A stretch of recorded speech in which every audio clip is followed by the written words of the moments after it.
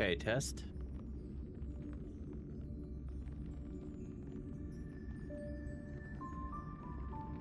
Woo. Hey, chat.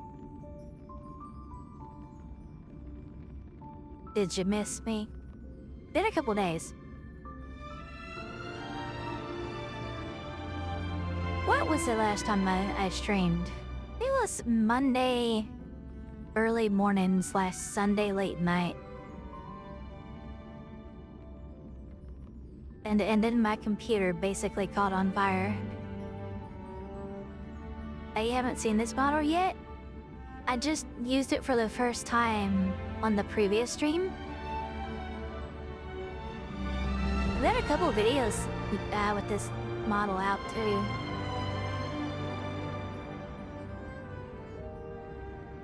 Let me adjust some volume on my end. Got the game volume way too high.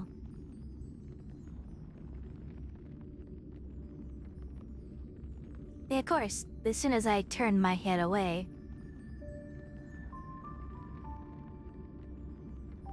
the good old voice changer was like, I don't know what to do.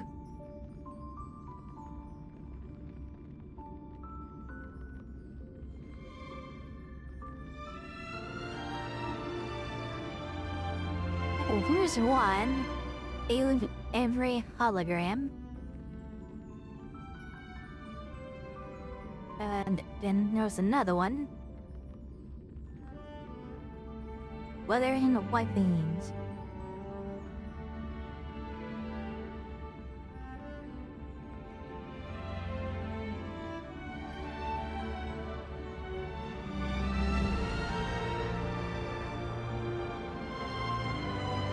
Now we're gonna pin that. There we go. But Neil, we are live. We are about to play some funky Starbucks.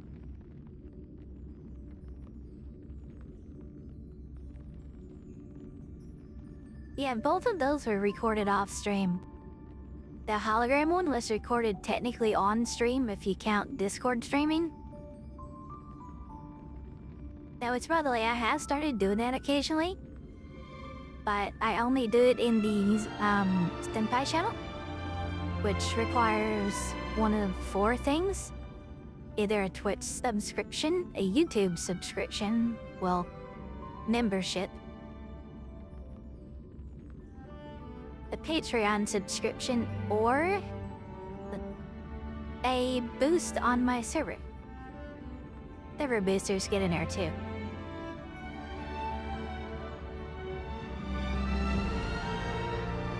But yeah, I have started streaming on the Discord. Whenever I just want to do something chill and not actually dedicate several hours to stream. Yeah. But if you do that and you want access to it, someone do make sure that your Discord and your Twitch channel or Twitch accounts are connected so that the bot will give you the role. Yeah, anywho, we're gonna switch over to here? No, wait, we want to switch over to here. For Star Rail. Yeah, we're gonna hang out on this side for Star Rail and we're gonna do some event stuff.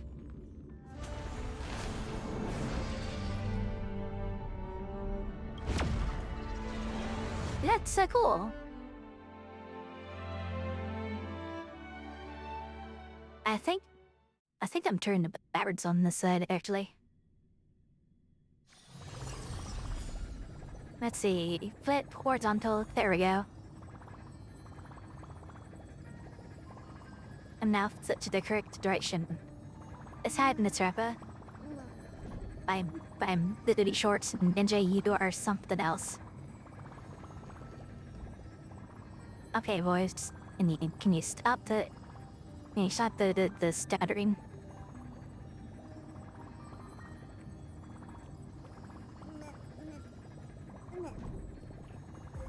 I hate technology.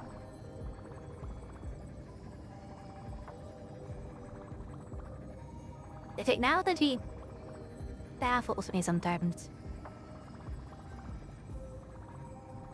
Why is it good for a stretch and then it stops lurking? Converging flames.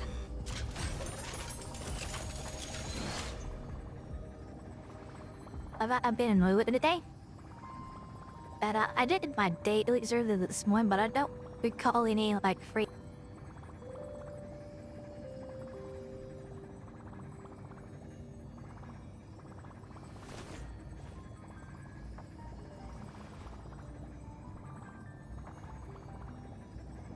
Okay, test, is it working now? That ain't right. Okay, now it's normal. Dazzling and converging flames. I think.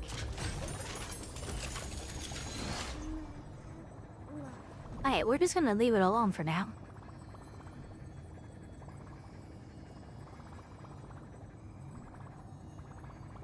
Yeah, the way I have my voice routing set up, it goes from one computer to another via voice meter.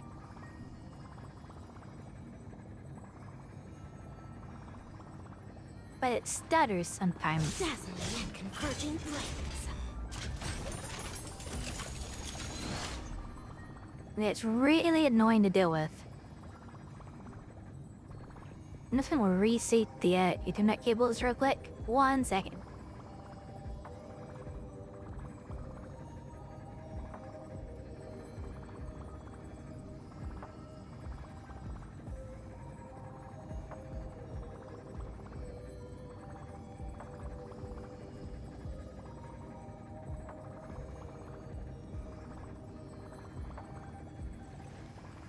Dazzling and converging flames.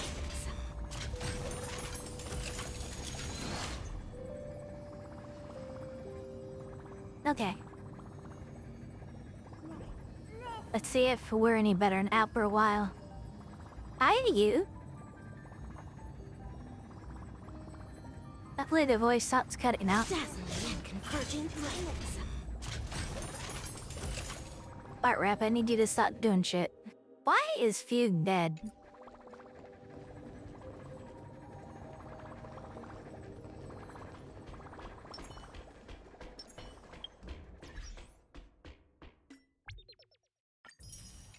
Webs and goodies. Yo, what's up? You have no idea how to get you. Uh-oh. I take it you're brand new to HSR? Okay, this... dare it.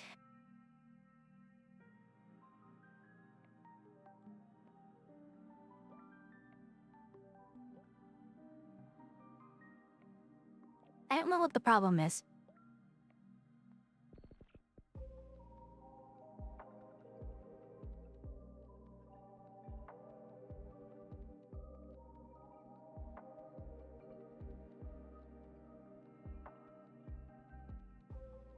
Okay, help, test. Why does it do that high-pitched shit when I reset it?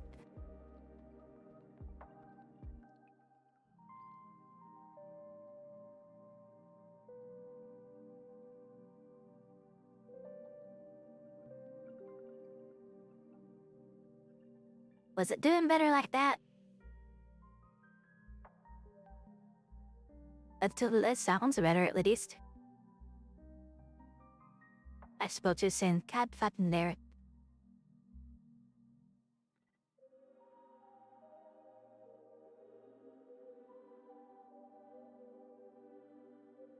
You know what? This wouldn't be how it turns out, right? Fix one problem, and another one pops up. Like, what the fuck?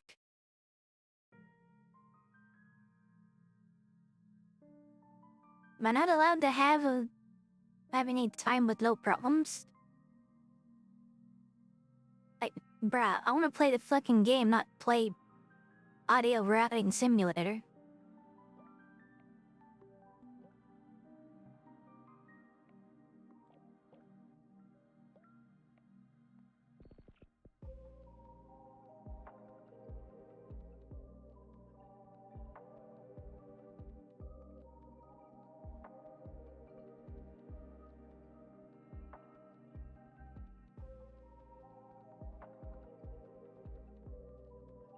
We don't want to turn this up any higher than it is.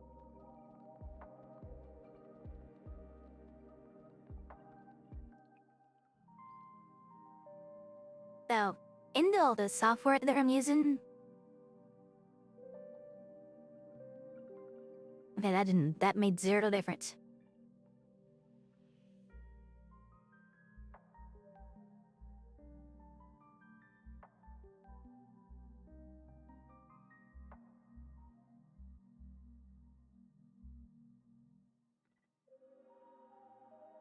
How to tilt the streamer in 10 seconds.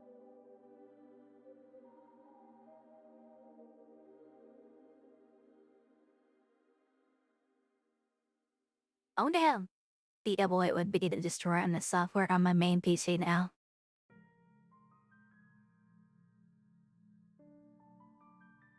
Did I do that?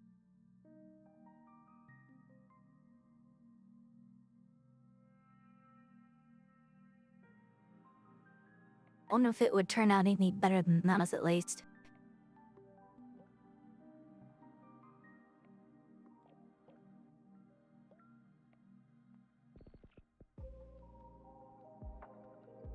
I wonder.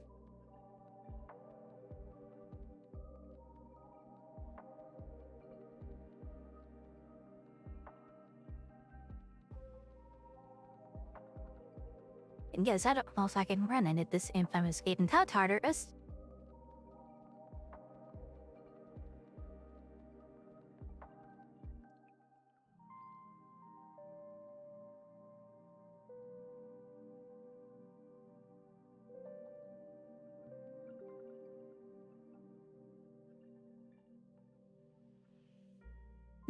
I wish that would work.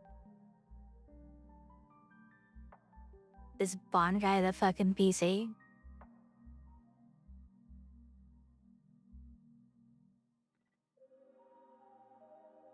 That sounded normal. That didn't sound normal. God damn it.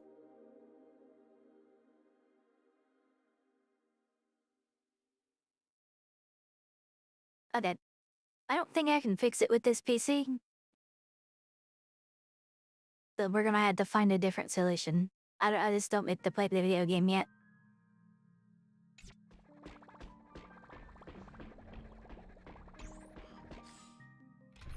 Let's go into a screen. It actually looks pretty nice.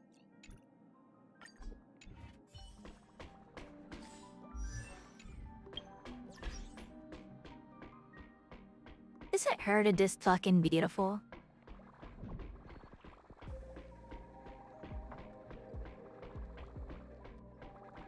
Oh, I know what Bankai is, alright.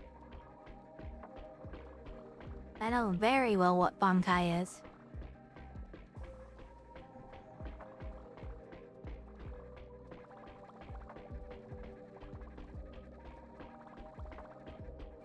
Why are we occasionally spiking to 100% GPU usage?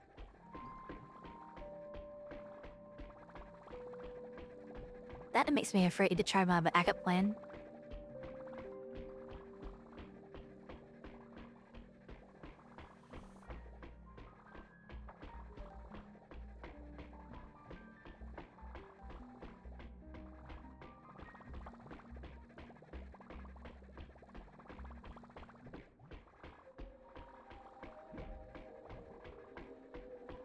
Hey, what time was it?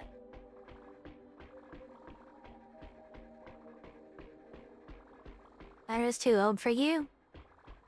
They ain't too old for me.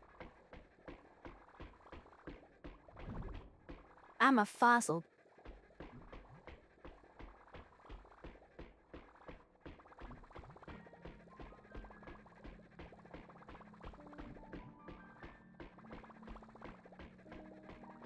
Okay, I reckon I'm just gonna give it a shot.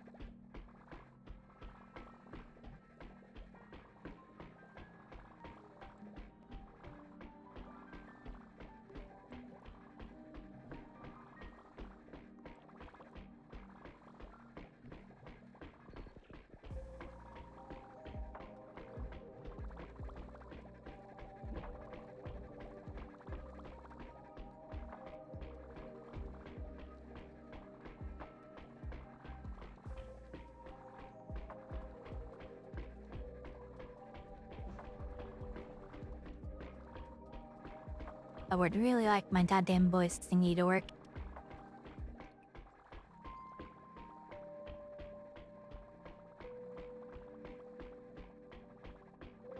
If this the universe is telling me, hey, Maya, use your real voice?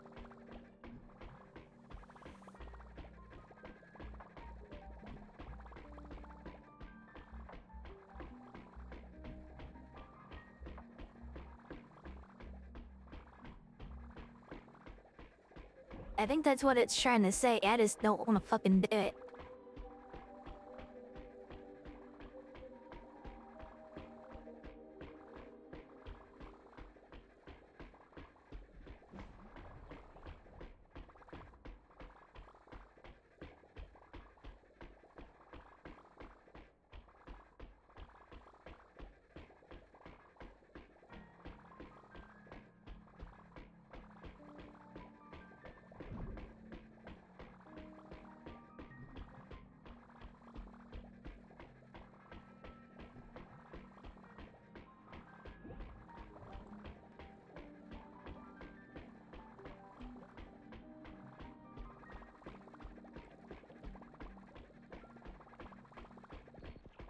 When I reload it in. Guys, I'm sorry about this. I did not expect this problem to start back up after I fix it. Like, if it's just gonna keep breaking, like I don't know what to do about it.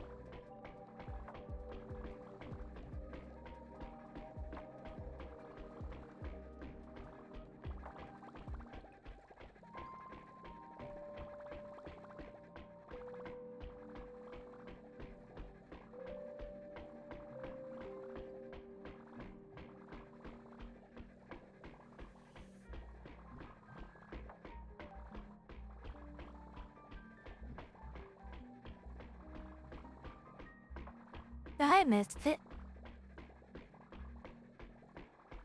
Getting back in WuWa before 2.0 and now you're broke all the time. What type of broke rate are you talking about?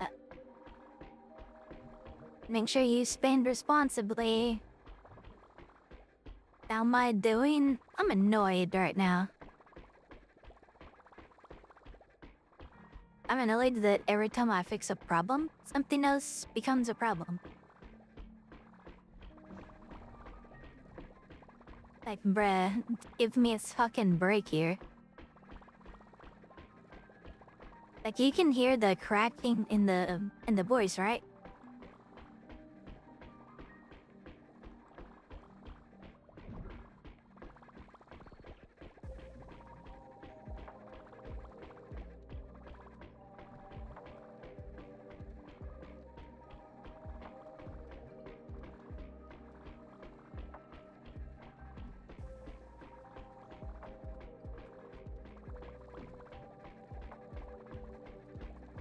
You like the new model? Yo, I think it's really pretty.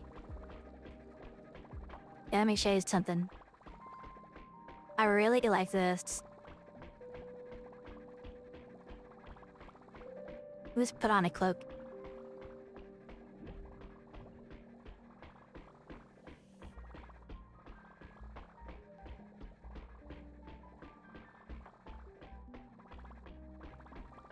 Hi. I am now in a cloak.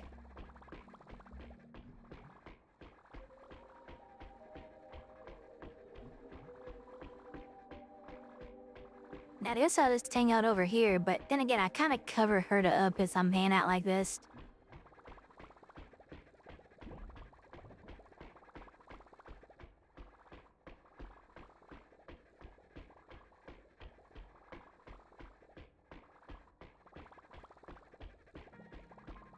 Now, what if I just slide myself over a little bit? Yeah, there we go. Now we can look at her.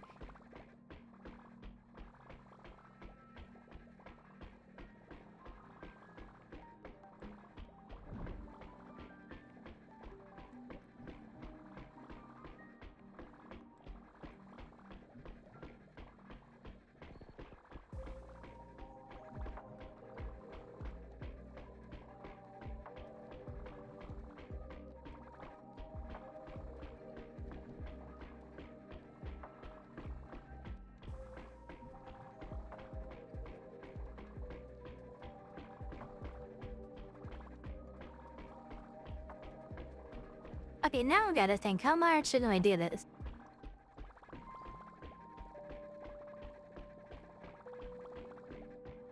It just occurred to me.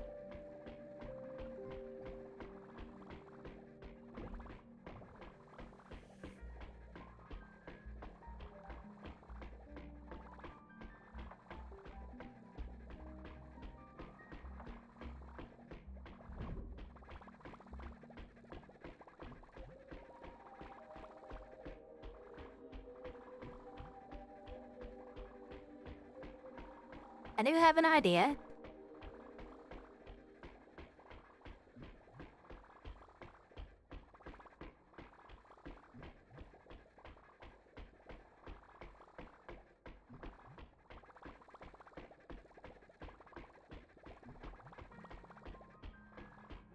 Both girls are your weakness?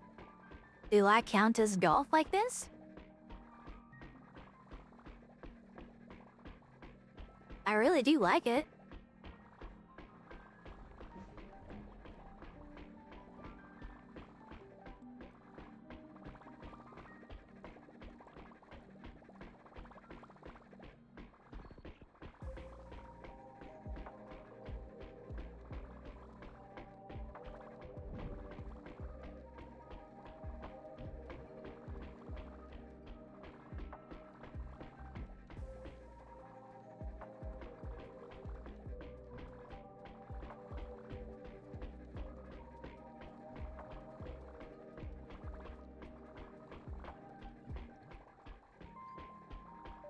Well, we're gonna lose my voice for just a couple minutes here.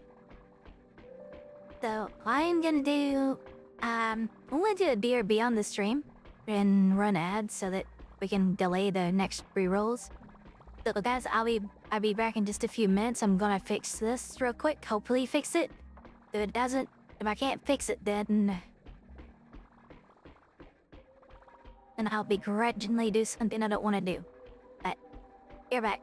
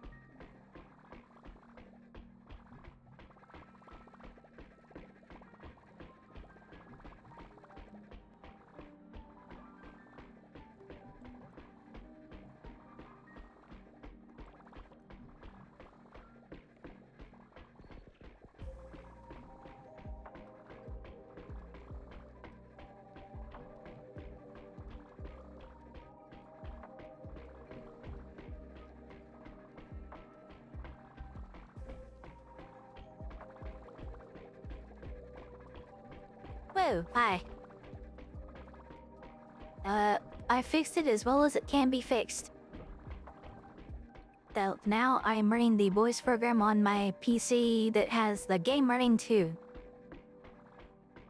It is quite a GPU intensive process. So there is a small chance that this doesn't work out in the long run. It has to be doing fine right now.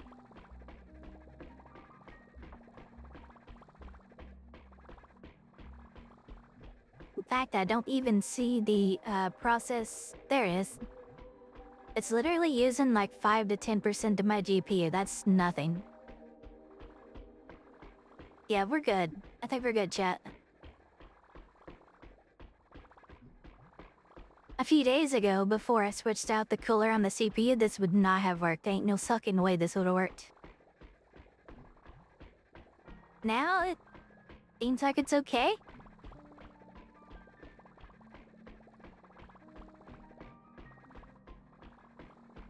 I don't know where my live chat for YouTube went, though. Hi, YouTube chat.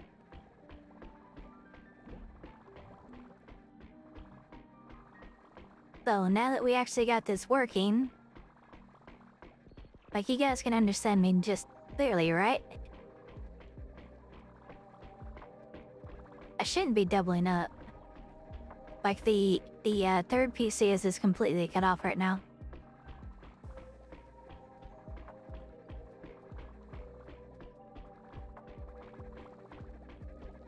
Actually, what's the delay between the voice and the model right now? I think that voice is coming in faster than the model delay. Wow, it is.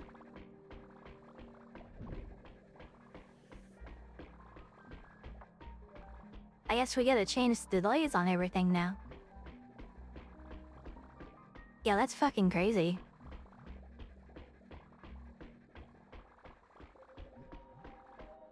I have a way to do this, to check to see what it is, the delay.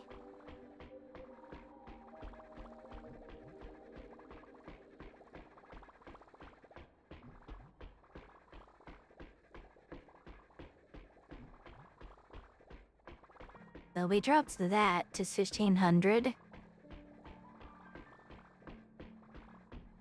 And see if it's still delayed.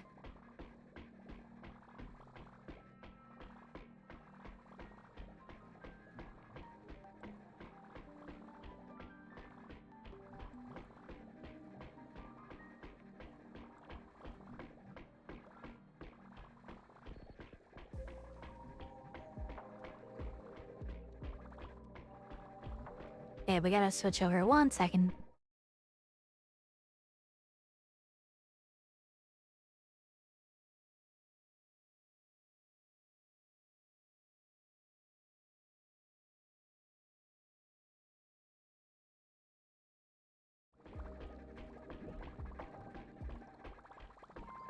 Okay, let's check that delay. I think the model's still just a little bit behind.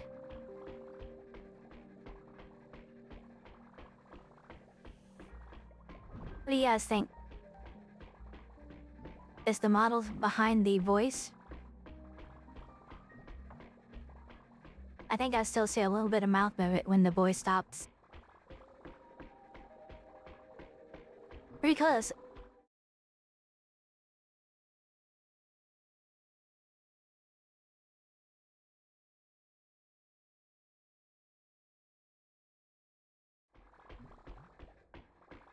Okay, how about now? I think we got it spot on now. So, all of our delays are 500 milliseconds or lower.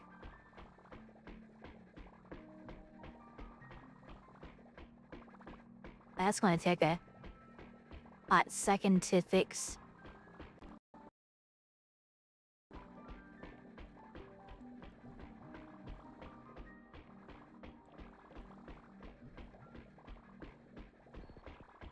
Actually, it wasn't a hot second, it was a slow second. Or a quick second. I don't know. I don't know how to words. My brain's fried. Too much fixing shit. Anyway, we're all set. Okay, hi, let's just restart the stream. Without actually hitting the restart button, obviously. Yeah, let's play a video game. It'd be the mic connection?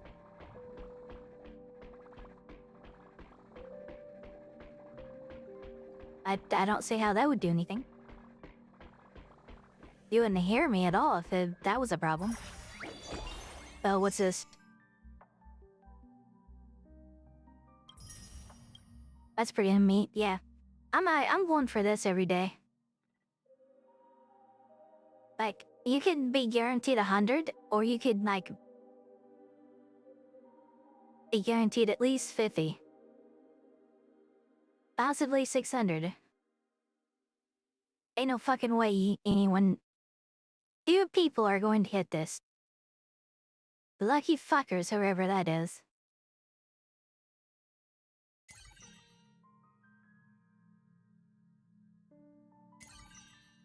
Oh, wait, is it 2 people a day?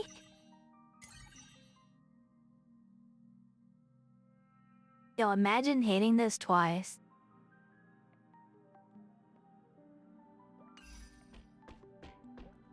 That would be fucking crazy.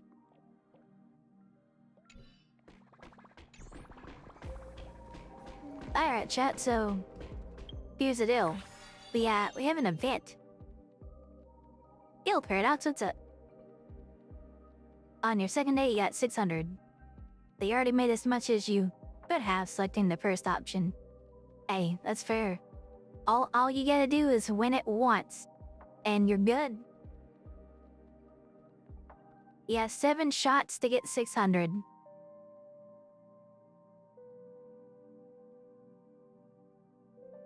But I'm also fine taking this risk and getting a total of 350 instead of 700. I'm fine taking that risk. If you get 600 just one time, logistically, there's 7 chances. You have a 10% chance. Statistically, you're going to hit the 10% probably one time in those 7 days. Probably, unless these start ramping up to different numbers, which I kinda doubt they're gonna do that. They're these lucky fuckers.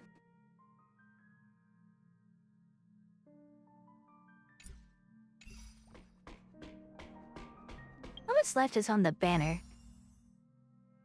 Yeah, still got another week until Aglaya.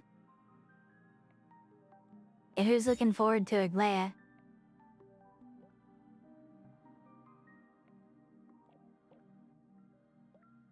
Tomatoes to all of them. Hey, we should be congratulating them. Lucky fuckers.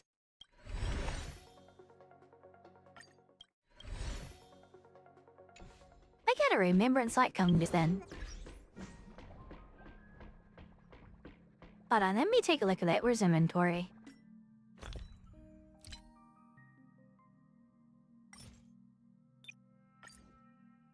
There's 2 different remembrance light cones.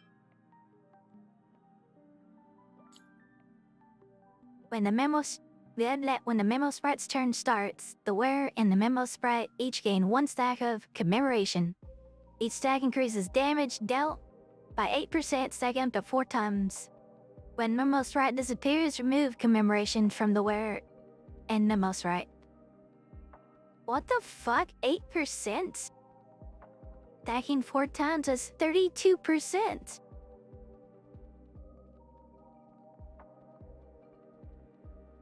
What?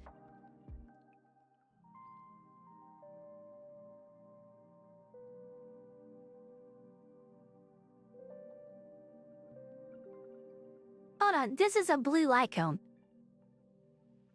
And this at super in position 1 is 32% fully ramped up? Bro, what the fuck? It goes up by 1% for each imposition, so... 2 is 9, 3 is 10, 4 is 11, 5 is 12. That's 48%.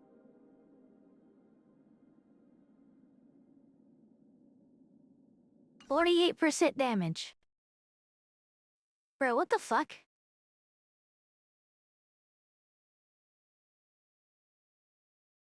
How is a blue light cone that powerful?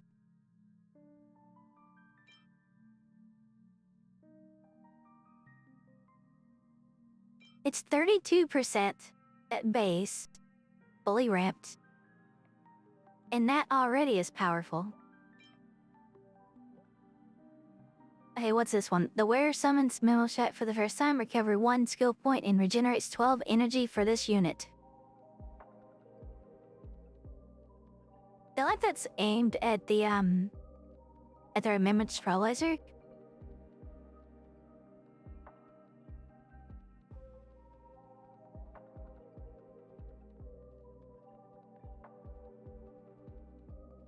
Saving for Mighty, you tried to get Jane.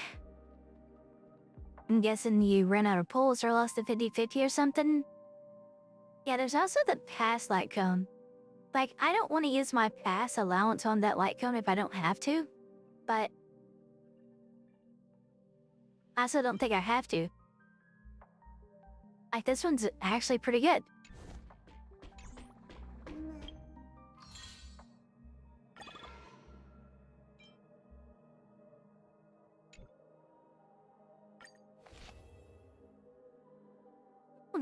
He's right. Yeah, so, the light zone image is hot as fuck, not gonna lie. But it does 12% crit rate, and 24% damage. That fucking blue light cone is it's competing with that. How much damage percent is 12% crit rate worth? Depends on how much you have. If you have like 50% crit, that 12%'s worth a lot. If you have like 80, it ain't worth that much. Like, I could just use that blue light cone. And might come back and get this later.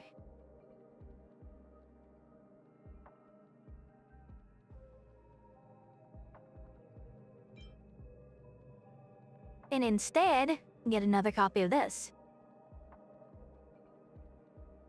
I would like to max out this light cone for the Herta. Right now she's at 0.2, so that's what? A max of 160 energy, and for each point you get 0.2% damage.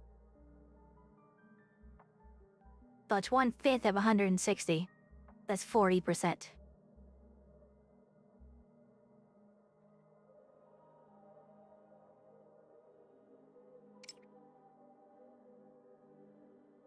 But it could be 80%. Wait, no, is that math right?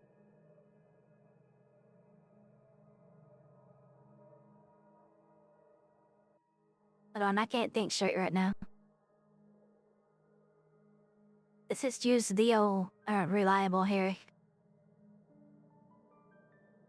64% damage. The 80 didn't sound right. 64% damage here. I've only been a free-to-play plus player since like the end of Fajal's banner, so I don't have a lot of battle passes. I don't think I got all of the battle passes between there and here either. Like, I got the one for 2.6.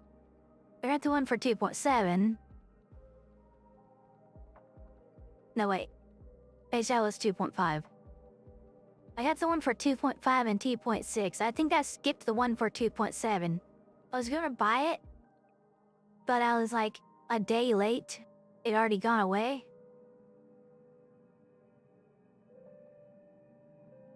Yeah.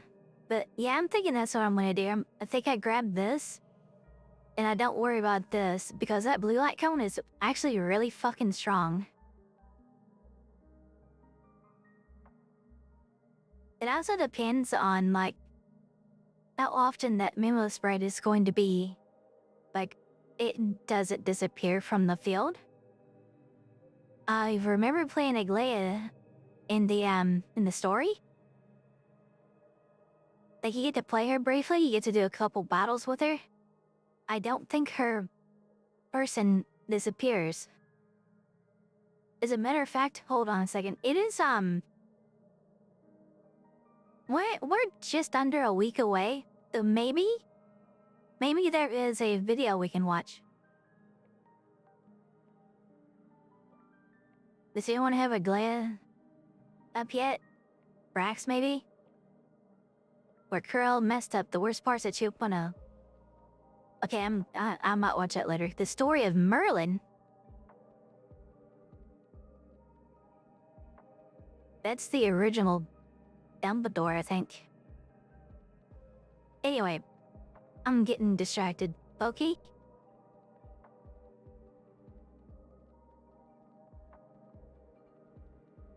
Aglaia Early Access. Facts right there. I subbed Mr. Pokey 14 hours ago. Okay, I don't want to watch Pokeys because he does, like, well-level stuff, and I'm not interested in that.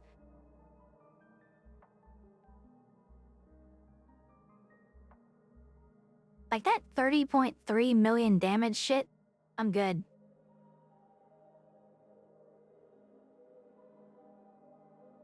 Is that 348 speed? I might watch his later, but, like, I want to watch Braxophone's guide instead.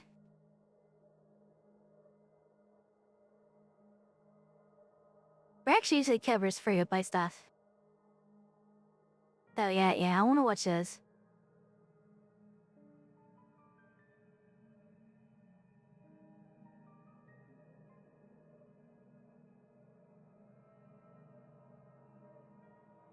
Well, yeah, this is from the video that's pinned in the frame right now. Wow, that's a lot of damage, ain't it, though?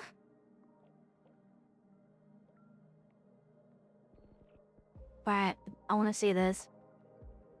I'll just make copy The work. HSR team kind of cooked with this one. I'm not gonna lie, when I saw Aglaia's art, I wasn't like super into it. I thought it was like, oh, you know, she's pretty, whatever. But you know, I just kind of assumed, oh, this is a filler character. We're not gonna really care about this that much. Dude, she looks. Won't hurt very well. I got my end turned down to us. Dad, how's it on your end?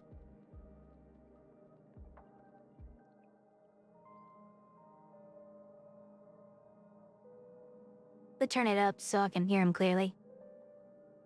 Yeah, I want to see what he says. So good in game, it's insane. But not only does she look good, she does a lot of damage under the right circumstances. Welcome to my Right Aglaia circumstances, you say. pre-release video. In this video, I'm going to be giving you my first impressions on Aglaia, as well as showing you how I'm building her, and also what characters she works with, so you can make an educated decision on if this is the character you want to go for. As a quick heads up, there will be a premium team showcase at the end of the video if you guys want to see what that looks like. Also, I will be out of town at the time of Aglaia's release, so if you guys want to watch another guide that'll go into specifics about Aglaia, I highly recommend checking out WuWa Certified. His guides are really good. With that said, this is on the Creator Experience server for 3.0, which means that this is an early version of the character, and it's possible some things could change from now until her release. But she is in the game files, so I don't really expect her to change much. So if you didn't know, Aglaia is the first premium character that has a memo sprite on them. Our first memo sprite character was technically Remembrance Trailblazer, but you get them for free.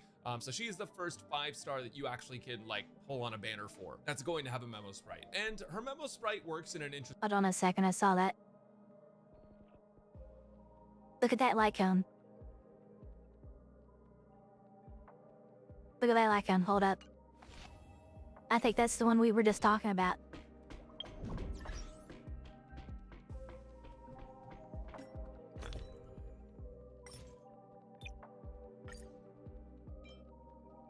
Look familiar?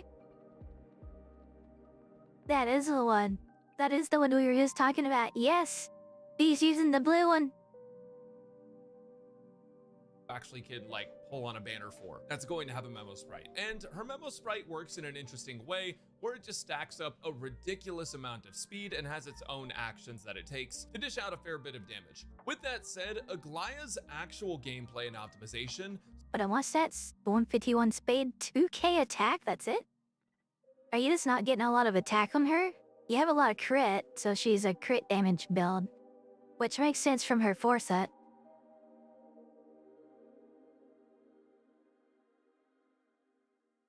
Like, I'm assuming that you run this foresight.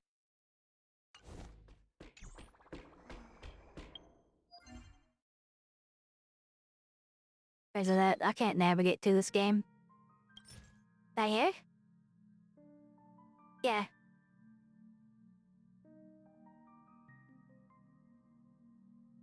Yeah, 30% crit damage. You're gonna get some of it there. Might have just bad attack rolls. I don't know. So far from what I've experienced, seems very complicated. She's not super difficult to play, but if you want to make sure that Aglaya is doing the most damage possible, it can require speed tuning from your entire team, not just Aglaya. And let's be honest, that applies to every character in the game to some degree, right? Like if you want to play a character at their max potential, you need to speed tune their whole team. But I would say that Aglaya is a little bit not speed tuning because of how her ultimate and her memo sprite actually work. So the last time I did like some extreme speed tuning was with Bronya, Jingliu, and Sparkle. I wanted to make sure Bronya and Jingliu were a little bit faster than Sparkle, so off the rip, I'd go Jingliu skill, Bronya brings her forward, Jingliu skill again, state. Ultimate, preferably as well, and then Sparkle brings her forward. Actually, probably ultimate after Sparkle brings her forward, but yeah, ultimate into another skill. Like, that's the kind of speed teaming I was doing. Hello. Why was I gonna say work? Yeah, my brain is dumb sometimes. So I'm gonna go ahead and showcase her in a free-to-play team for you guys. I'll explain her kit and show you some positives about her kit and some negatives. But first, I'm gonna highlight her build so you guys know what we're using. So we are using a 3-star light cone. Now, her signature light cone is better. It's just straight up better, but this one is decent if you don't have her signature, which is, you know, it's surprising, but there's not a lot of 4-star remembrance light cones yet, and this one is pretty decent. And then what was that one? Go back. Surprising, but there's not a lot. I want to see that one. Click on it. Would that be a event light cone? You just get this one out of an event. Like he's got the facial one up there. That's the battle pass one. You literally can't get super imposition 5 of that right now. You only have one. But what is this one? Attack by 16%. The wearer uses their ultimate. Additionally increases the wearer and their memo sprite's basic attack damage dealt by 20%.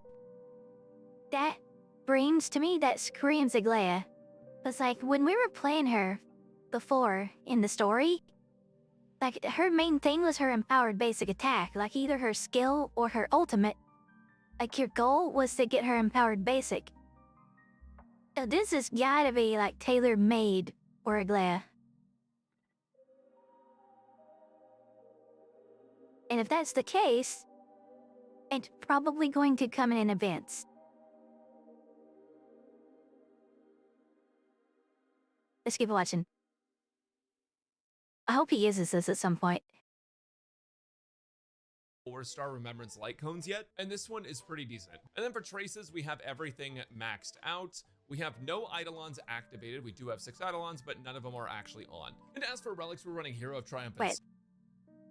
Okay, no, that first Eidolon is just there. It's just glowing because you can put it in. Got it. Activated. We do have 6 Eidolons, but none of them are actually on. And as for relics, we're running Hero of Triumph and Song. This is going to be the 4-piece that's dedicated to Aglaya specifically. The 2-piece is an attack increase, which honestly she doesn't really need. But the 4-piece really good for the Trailblazer too. Buff whenever you have your memo sprite up, which ideally should be 100% of the time. And then you're also getting a crit damage buff on both her and the memo sprite. On this, we're running crit rate. This is because a lot of the characters she pairs with, Remembrance, FC, and Sunday specifically, give you a ton of crit damage, and you just likely don't really need it. Plus, you're also getting crit damage from the set effect of this. So odds are you're good on crit damage. Most of the time, you're going to need crit rate. Then speed boots, because that's what we simulate. But what do I do if I don't have Sunday? Back to? Sparkle does a lot of crit damage.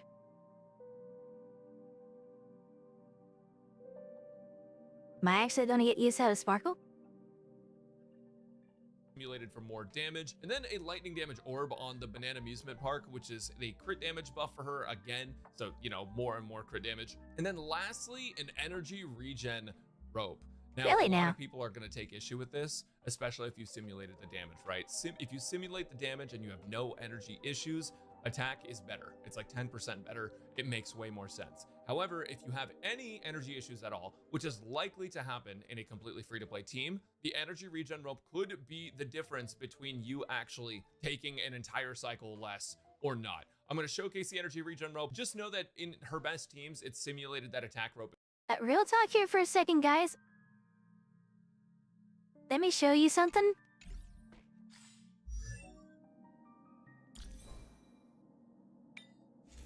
I'm an advocate of the ER rope.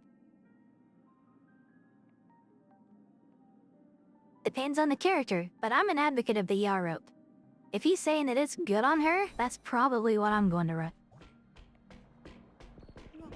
Like, if the attack rope is theoretically better, but the ER rope is still good, I'm probably going to run the ER rope for, you know, easier rotation. More freedom, I guess. That's how I would put that. What the fuck is that racket? Yo, can y'all not do that?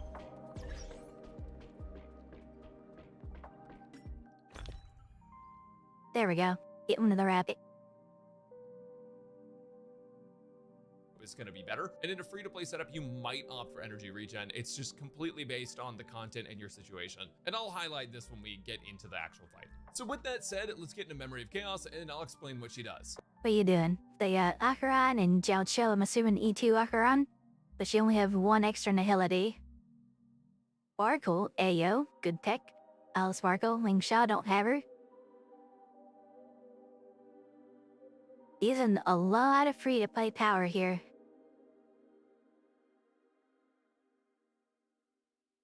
I am digging this because you're using literally 1, 2, 3, 4 limited characters. This is so free to play that it's crazy. And this is going to work. What is that, boss? Is that Nikador? Is this what we have next? It is Nikador. All right, so basically the technique that we just used, like right off the bat, I'm gonna move my camera here. Technique that I just used right off the bat. Oh shit, he's behind chat now. Now, Garment Maker basically enables everything that Aglaya does. So your goal is to keep Garment Maker out and attacking as much as possible. Oh, and on top of that, for the technique, after the summit, it also gives you 30 energy to Aglaya, which is nice because Aglaya's energy cost is 350 energy. Move it around, goddammit. So, yeah, guys, those energy funneling characters are gonna be real nice. That's why we got Tingyun in the 100% free-to-play team, but I'm gonna be honest, Tingyun isn't even enough, and I'll get to that in a little bit. So what does Aglaya actually do? Well, first off, Aglaya summons Garment Maker. You can do this with your skill, you can do this with her ultimate, and you can also do it with her technique, which is what I recommend for endgame because it's free. When summoning Garment Maker, they have 35% of Aglaya's speed and HP based on Aglaya's max HP as well. And essentially, whenever Aglaya attacks and Garment Maker is on the field, Aglaya will apply Seam Stitch. Seam Stitch just makes it so that after taking an attack from Aglaya, they receive extra damage, but there are other benefits to Seam Stitch as well. And as you can see here, you apply Seam Stitch when you attack. Also, just because it says it right here, if you're below 50% energy before you start battle, you'll get to 50% energy as soon as you start it. But going back to Seam Stitch, it has a very important role, because if we go to Garment Maker, the Memo Sprite, and we go over to their talent. Yeah, I'm gonna take a second and read this. After attacking an enemy afflicted with Seam Stitch, raises this unit's speed by 55. Ah, damn. That's a lot of speed. Hi, Lisa, welcome in.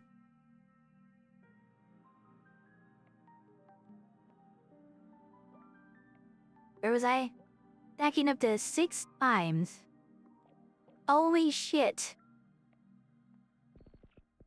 So every stack of Seam Stitch is extra speed on the Garment Maker. That's something that we couldn't see in the story version. Like, you couldn't see any percentages or any numbers. You can just see what the skills were doing, but not like what stats were being affected. Now we know what Seam Stitch is. Holy shit, that is a lot of speed. That's 55 times 6. That's 330. Dang, garment maker about to just go zoom. What the fuck? When garment maker is summoned, this unit. Okay, yeah, this is this. Yeah. Nice.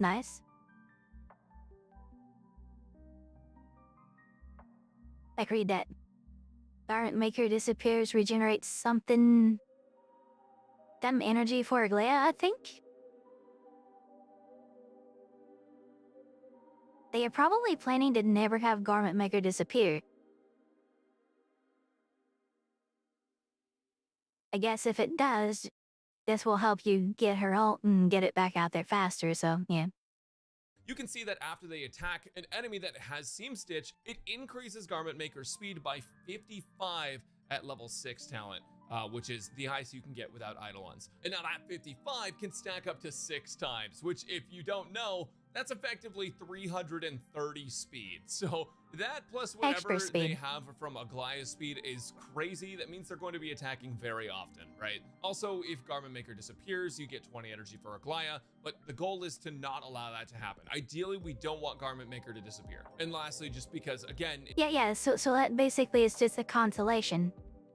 Like, you lose your Garment Maker, you get some energy to, use her ult and get it back out faster. Yeah.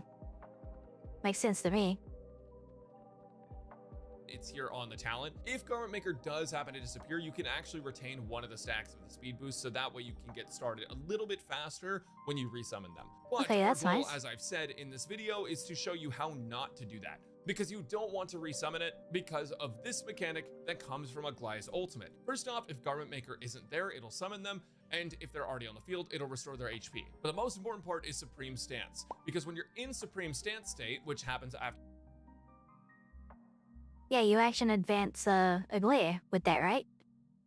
I think that's what I remember from the story version. You activate her ultimate, Aglaya also gains the speed boost stacks from Memo Sprite, except that in... What? While in the Supreme Stance state, Aglaya gains the speed boost stacks from Garment Maker's Memo Sprite talent, with each stack increasing her speed by 15%.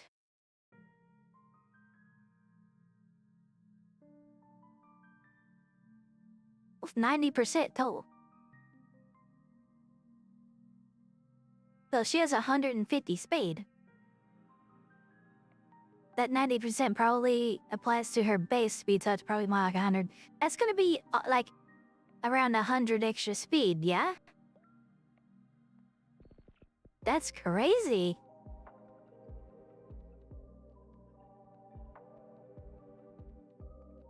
A countdown appears in the action order with its own speed set at 100. Use an ultimate again.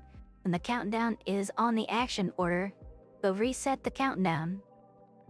When the countdown turn starts, Garment Maker self-destructs.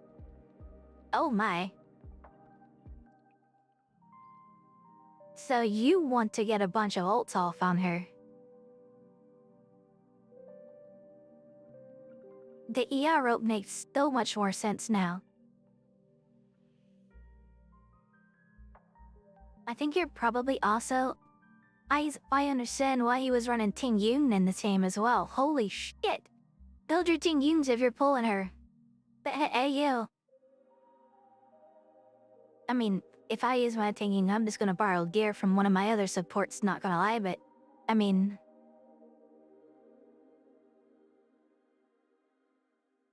Yeah, we're gonna wanna try to feed Aglaya as much energy as she can get. So the B do not go to that countdown. But we don't want the Garment Maker to go boom. Increases her speed by 15% per stack. So essentially, your Memo Sprite and Aglaya are both going to be moving super fast and attacking really often. You also get an enhanced basic attack that does more damage, which is great. And with one of her major traces, you also get a huge attack increase. This attack increase is a little insane. I'm not gonna...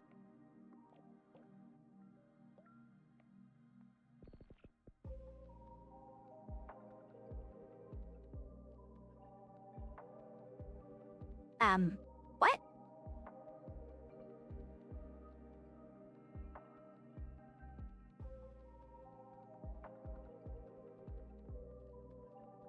That's a lot of goddamn attack.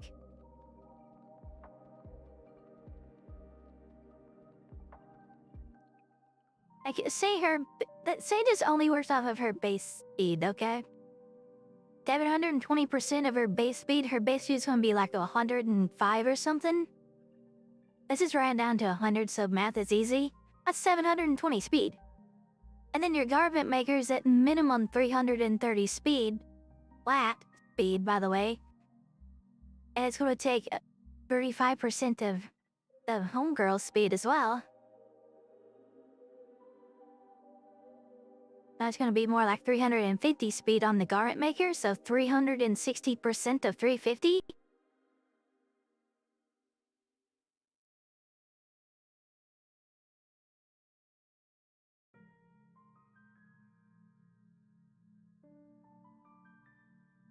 You can probably expect at minimum this much extra attack.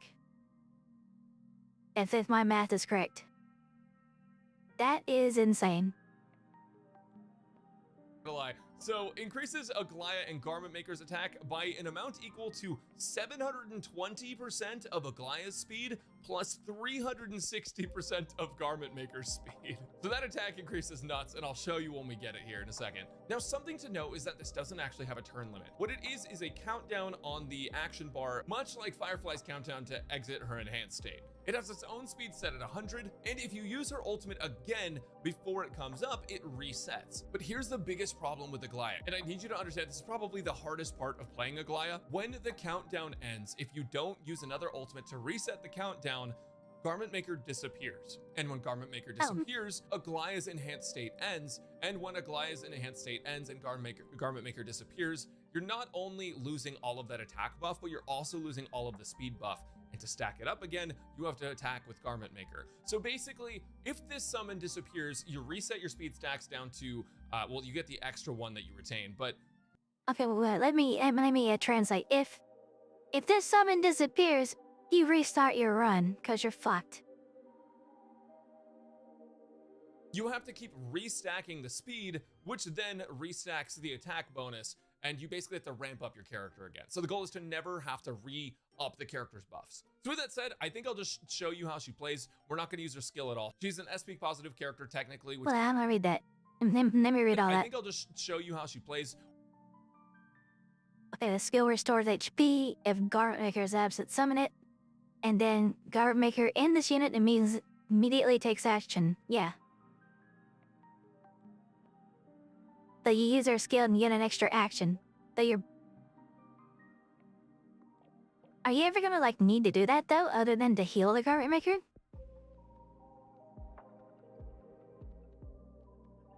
What would you use it for?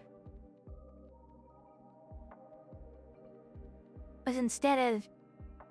You're gonna make Garment Maker take an action, too, that way.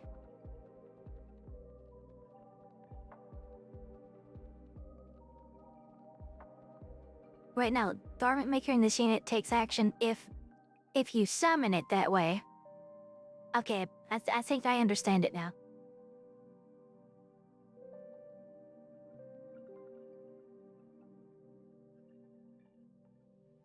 Yo, what's up, Pokemon? We are watching Braxophone's early access, impressions, I guess? Yeah, that's what it says. Impressions of Aglaia. We're seeing how she plays. We're not going to use her skill at all. She's an SP positive character technically, which is fantastic. She doesn't recover skill points from her enhanced attack, but she's not spending them either. So, you know, it's not bad. And also, real quick, 3-star light cone. What's I say? Neutral. Victory in a blink, 4-star craftable. We're using Dance Dance Dance on Tingyun and post-op conversation on Gallagher. Let's get into it. So we're going to summon Mem so we can start getting energy or charge towards the energy. I'm going to go ahead and use Tingyun. Wait, this is something that I'm aware of every time that I'm looking at footage. But whenever I'm on that side of the screen, I'm always covering up some of the team. At least right now, the only one we can't save is the Remembrance Trailblazer. Not a big deal. We can actually see Aglaia getting her speed right here next to him. Ult on Aglaia to give her as much energy as possible when we're at 100% already. Okay, so The first thing to know, and I'll move my camera here so you can kind of see what's going on, because I appreciate didn't, it. Now you're behind didn't chat show you again, guys that. When you're using Mem's action forward, typically, if you're in Aglaya's ultimate, you want to action forward Aglaya. But if you're not in Aglaya's ultimate, you want to action forward Garment Maker. So we're going to action forward Garment Maker here because we're not in Aglaya's ultimate. Garment Maker's going to attack, grab us an extra stack, which is going to help out with the speed. We're going to go and skill on Tingyun. We're going to skill Aglaya. And now we basic attack with Aglaya. So let's get this out of the way. We're almost to our ultimate, but it's going to take us a second because we don't have any characters that instantly give us a ton of energy or anything on this team outside of Tingyun. And as noted before, it takes 350 energy for Aglaya, which is disgusting. So go ahead and basic attack here. And now we're on. Did he just say 350?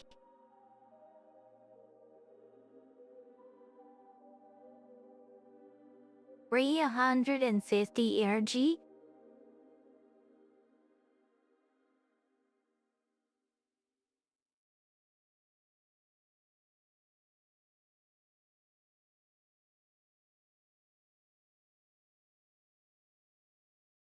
$355.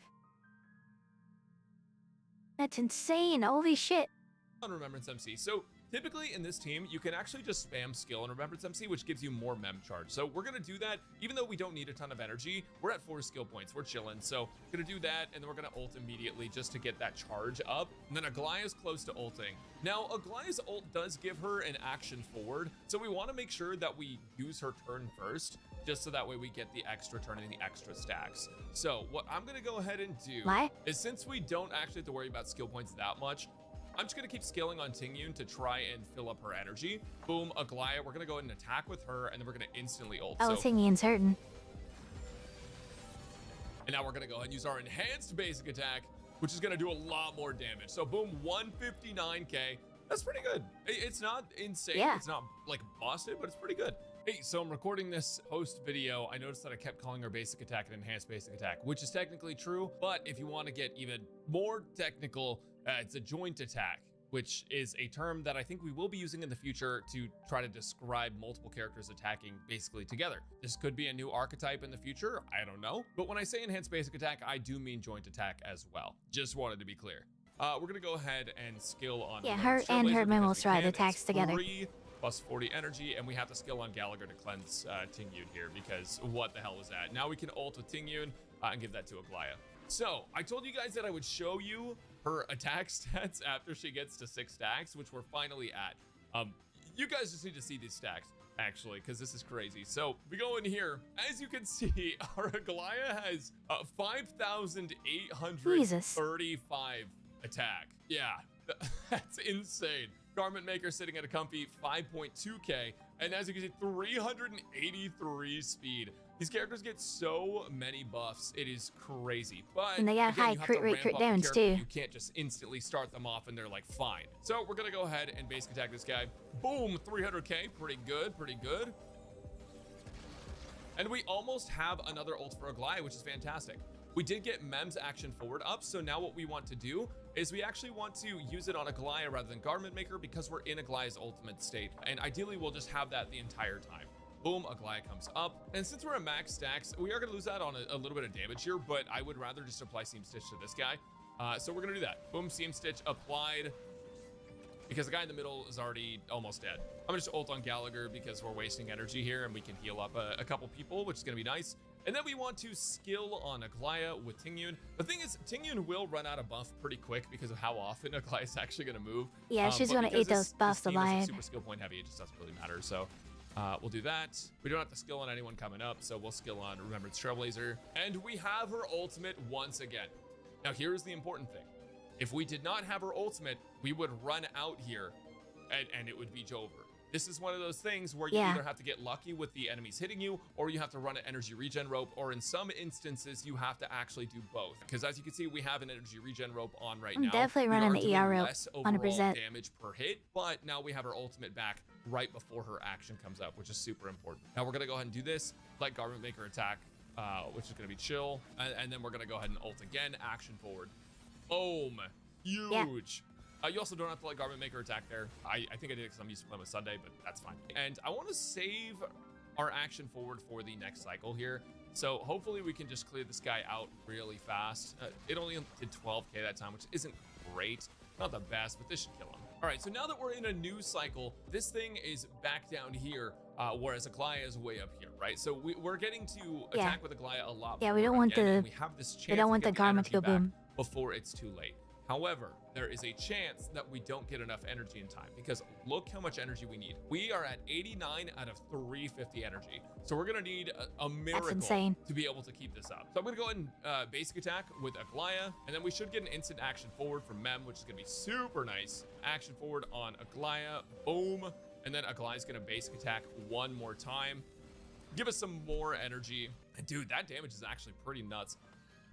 I'm gonna go ahead and skill Aglaya, give her that attack buff, which, dude, if I'm gonna be real with you guys, Tingyun's attack buff barely does anything in this compared to all of the other buffs she's getting. So it's not even super necessary, but you know, it helps and you have the free skill points, so why not, right? Almost Aglaya there. is coming up. There is a chance that we actually do get to Aglaya ult before it's too late. So we're gonna focus on Aglaya. This is actually a reason you want to put her in the second slot for this MOC. So she's right here. You can cleave the main boss. So I would recommend putting her in that second slot. But anyways, you can't run the Shaka. the Aglaya clone here, because once we do and we actually kill them, then we're gonna dish out more damage to the Giver, Master of Legions, Lance of Fury. And oh, look. Hold on a second. If you can't use the Shaka, you had to use different stuff on your characters. Are you kidding me right now? That says 349. They're 1 point off? That's dirty. That's fucking dirty. But like, consider this. You run Aglaya in the first slot, you still get Lushaka, and you put your preservation in the second slot. Or since Tingyun seems to get hit by fucking everything, the Tingyun debuff of threat, let's put Tingyun next to her. But in that same line of thinking, you'd surround Aglaya on one side with the preservation character and the other side with Tingyun. I guess you just don't run Lushaka with this character. You would want your supports to have, I don't know, like Space Station or something? I don't remember what all things there are. I started using Lushaka a while back. 349. So when Garment Maker attacks, we're saved. We'll basic attack this time on Tingyun. Garment Maker's attacking. I'm gonna ult immediately because we don't want to lose those stacks, and look how close that thing is, right? So we're ulting. Yeah, it's gonna scary. Reset. Holy cow, we're saved. All right, the Aglaya on the right is gonna die to cleave here if we do this, so I'm gonna go ahead and just attack the main boss. Should be fine. 872k. Tingyun here. So I'm gonna skill so we can get remember Trailblazer energy. I'm gonna wait until Aglaya attacks. And we're gonna go ahead and attack the Tingyun clone just so we can get 2 of these down. Aglaya attacks, bring her forward. And then we're gonna use our ultimate on remember it's Trailblazer. Bring up Aglaya once more. Get that sweet energy from all of our basic attacks. And remember it's Trailblazer holding down the fort with the maximum advances. I'm gonna go ahead and hit the boss of this just because that's what we're going to be targeting. And then we're going to ult Aglaya as well and just hope that we can get enough energy, but it is looking grim. We're at 299 out of 350. Skill on Mem. You can still get another. Use this. And we do have an ult up again. Nice, yeah. Thank goodness. This yeah, is you were about to get a forward on the Trilogy too. I just did 2 runs in a row where this didn't work. We didn't get enough energy because we weren't cleaved enough and we had to reset, which is easily Aglaya's biggest issue. So we're gonna go ahead and basic attack one more time and 696k. Guys, keep in mind, right? We're not doing sustainless. We're not doing like triple supports. We're using a 3-star light code, right? So this is nuts. But yeah, the boss should be dead here in just a moment. Pull up Aglaya. Yeah, that 3-star light code about to do work. Attack. Holy! In that sequence was like about 1 million damage. That's nuts. Will we run into the energy issue? I'm really hoping not, so I can keep showing you guys this. But if we do, then I'll explain how you fix it. All right, skilling on Mem, and we're gonna make sure that we attack Aglaya's clone because we just have to. We don't really have a choice. Skill on Tingyun. Now we can ult Aglaya as well for more energy. Thank goodness for that RNG. And the MOC buff came in clutch and gave us extra energy, so thank goodness. But since Aglaia is moving immediately, I'm gonna go ahead and basic attack here. And then I'm gonna ult. And we're gonna go again, because why not? We can. She's her. You know, we can just keep going. 767,000. I guess he did notice the 872 earlier. Look at those attacks. Oh my gosh. All right, we'll skill Aglaia again to get some energy. Dude, Garment Maker going crazy. That was a really unlucky mem moment there to bring forward Aglaia, but it could have been avoided if we basic attacked with Ting Yun, so that's something to think about. Maybe that was a misplay looking forward into the future, but that is okay. So what we're gonna do, because we're not quite close enough to get it with this basic attack, right? We're gonna go ahead and ult on Aglaia to make sure that she has her ult up and we're not gonna run into energy issues. I'm gonna go ahead and skill on Remembrance Trailblazer to get her ult ready. A basic attack. Then we're gonna ult and go forward one more time, baby. We skill again, and then we go ahead and use Remembrance Trailblazer's ultimate, 89% charge. Pretty good, pretty good. We're gonna Gallagher ult just to get some heals out. And then when Mem attacks, we also get another action forward, which again isn't perfectly timed with Garment Maker, but that's okay. We're not gonna worry about that too much. Then we're gonna go and basic attack again. Yeah, real talk. Like, I didn't notice that unless you're holding Trailblazer's ultimate, which can be a negative, but unless you're holding it, it's really hard to guarantee when Mem does the action forward. Like that Mem will just come up in the middle of nowhere, it feels like sometimes. And it's so much damage all coming out at once. Again, 3-star light cone, guys. How much energy we had? 81 out of 130. This wouldn't be enough to get her ultimate, but since we have the skill points, let's just do it. Skill here. And then hopefully this will just do the trick. Yeah, 863k. 3-star light cone, E0 character, by the way. Now that was 4 cycles. I took 1 cycle on the first half, and obviously 4 cycles doesn't feel very good, but keep in mind, guys, they inflated the HP of MOC a ton, and you can definitely do better, right? If you get luckier with the crits that you get land, or if, you know, you get more energy to one specific character, that can change. If you change your comp, obviously this can... Yeah, better teammates, you'll clear faster. Like, say if you have WuWa in there, giving you even more energy. Yeah, like... Our girl WuWa, who we do was yeah, who is it? Gotcha Smack calls her, but she has just aged like the finest of wines. Like she and Ron May are the most powerful 1.0 characters, and they are still stronger than a lot of 2.0 characters. WuWa is like, it's crazy how good that is. Like, he gives energy to the whole team, which is a shit ton of charge for men. Can change. With a premium team, you can do 1 cycle easily, and if you go to stainless, you can easily do 0. So it all kind of just depends on like how much investment you put into this character and how much you want her to be incredibly successful in the MOC. Now, we didn't actually run into the energy issue that time, but it needs to be said because a lot of people are not going to understand this. The memory turbulence that I'm recording with is at the start of each cycle regenerates 20% energy for all allies. This allowed me to get Ting Yun's ult fast. Oh, shit.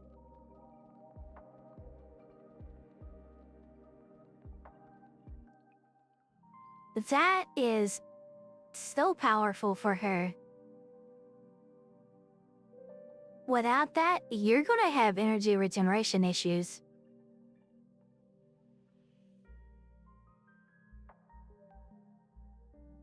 Okay. Yeah.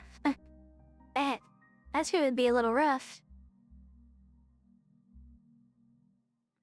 This allowed me to get an extra 70 energy for Aglaia at the start of a new cycle. So if we were short on energy and it wasn't gonna work, we would have been screwed. On top of that, if we didn't have energy regen rope, 99% chance we would have been screwed there. right? And this is one of the biggest issues with Aglaia that I think everyone needs to be aware of. I'm not going to hype up this character and just be like, oh my god, she's so broken, like she's so insane, and she has no problems whatsoever. Her damage is really good when she's played in the right team in the right situations, but unfortunately, she does have some bottlenecks, and those bottlenecks are energy. When the MOC blessing goes away and you're not getting that 20% energy every cycle, you're gonna have to get a lot luckier, and energy regen rope is going to be mandatory unless you have some other really important characters. In fact, let me just show you. Yin and So Hua. here is her premier team, in my opinion, if you're not going to run sustainless. I don't recommend running sustainless unless you are a seasoned veteran at this game and you really know what you're doing, or you just have incredible persistence. Trailblazer, Aglaia, Sunday, and Ho-Ho work incredibly well together. Trailblazer, obviously, for the action forward and the true damage, because Aglaia gets so many buffs, she gets so much crit damage from your other teammates, and she also gets so much attack that one of the only things that can really buff her outside of just more damage percent is true damage, because true damage is just a repeat of the damage you did, but a percentage of it. Which means that if it's giga buff damage, there's no like diminishing returns. So remember, the Trailblazer is great for that. Plus, you're trying to generate so much energy from the follow-ups and from her basic attack, and their speed being so high that you're gonna get a lot of mem charge. But on top of that, Sunday and Ho-Ho are very important. If you have Sunday, Aglaia is actually a really good pull. I think if you don't have Sunday, it's going to be a little bit tougher for you to get the most out of her, because Sunday feels like he was, in a way, not only built for Jingyuan, the first lightning summon character, but also the second lightning summon. How was that? Jingyuan, the first lightning summon character.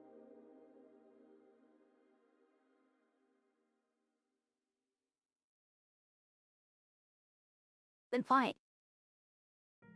But also the second lightning summon character, Aglaia. Sunday gives you 20% of your max energy. If you don't know, that is 70 energy on Aglaia. You get 70 energy when you ult with Sunday. With Ho-Ho, you get the same thing, 20% energy, and that's another 70. So these two characters' ultimates can get you an extra 140 energy, which is not even half of Aglaia's max energy, but dude, it helps. It helps a lot. It is one of the most important things for playing her. Now, if you're playing Sunday and Ho-Ho, you can play an attack rope on Aglaia, and you'll be fine. Are we watching the same video, Crazy? And you have the premium supports. I mean, Brax has good videos. A lot of people are gonna be watching her, right? An attack rope on Aglaia, and you'll be fine. You'll dish out a lot more damage, and you have the premium supports, so you're gonna get more attack from Ho-Ho. You're gonna get some energy, some action forward, some damage percent, and some crit from Sunday. You're getting crit from Trailblazer. So this team is cracked. This team does crazy numbers, and again, because Aglaia isn't SP negative, she's just kind of like plus SP until you get your ult out, and then you're just like static, like even SP. You have no issues, which is fantastic. I'm not going to say you need Sunday and Ho-Ho, but these characters are incredibly important for Aglaia if you want to max her damage, and especially after the MOC buff is gone, you're going to really glad I got Scooby-Doo. But with that said, there are free-to-play alternatives, like Tingyun can give you a lot of energy, especially if you have her E6, which basically increases the amount of energy she gives you from her ult from a solid. I just got her E6 the other day, as a matter of fact.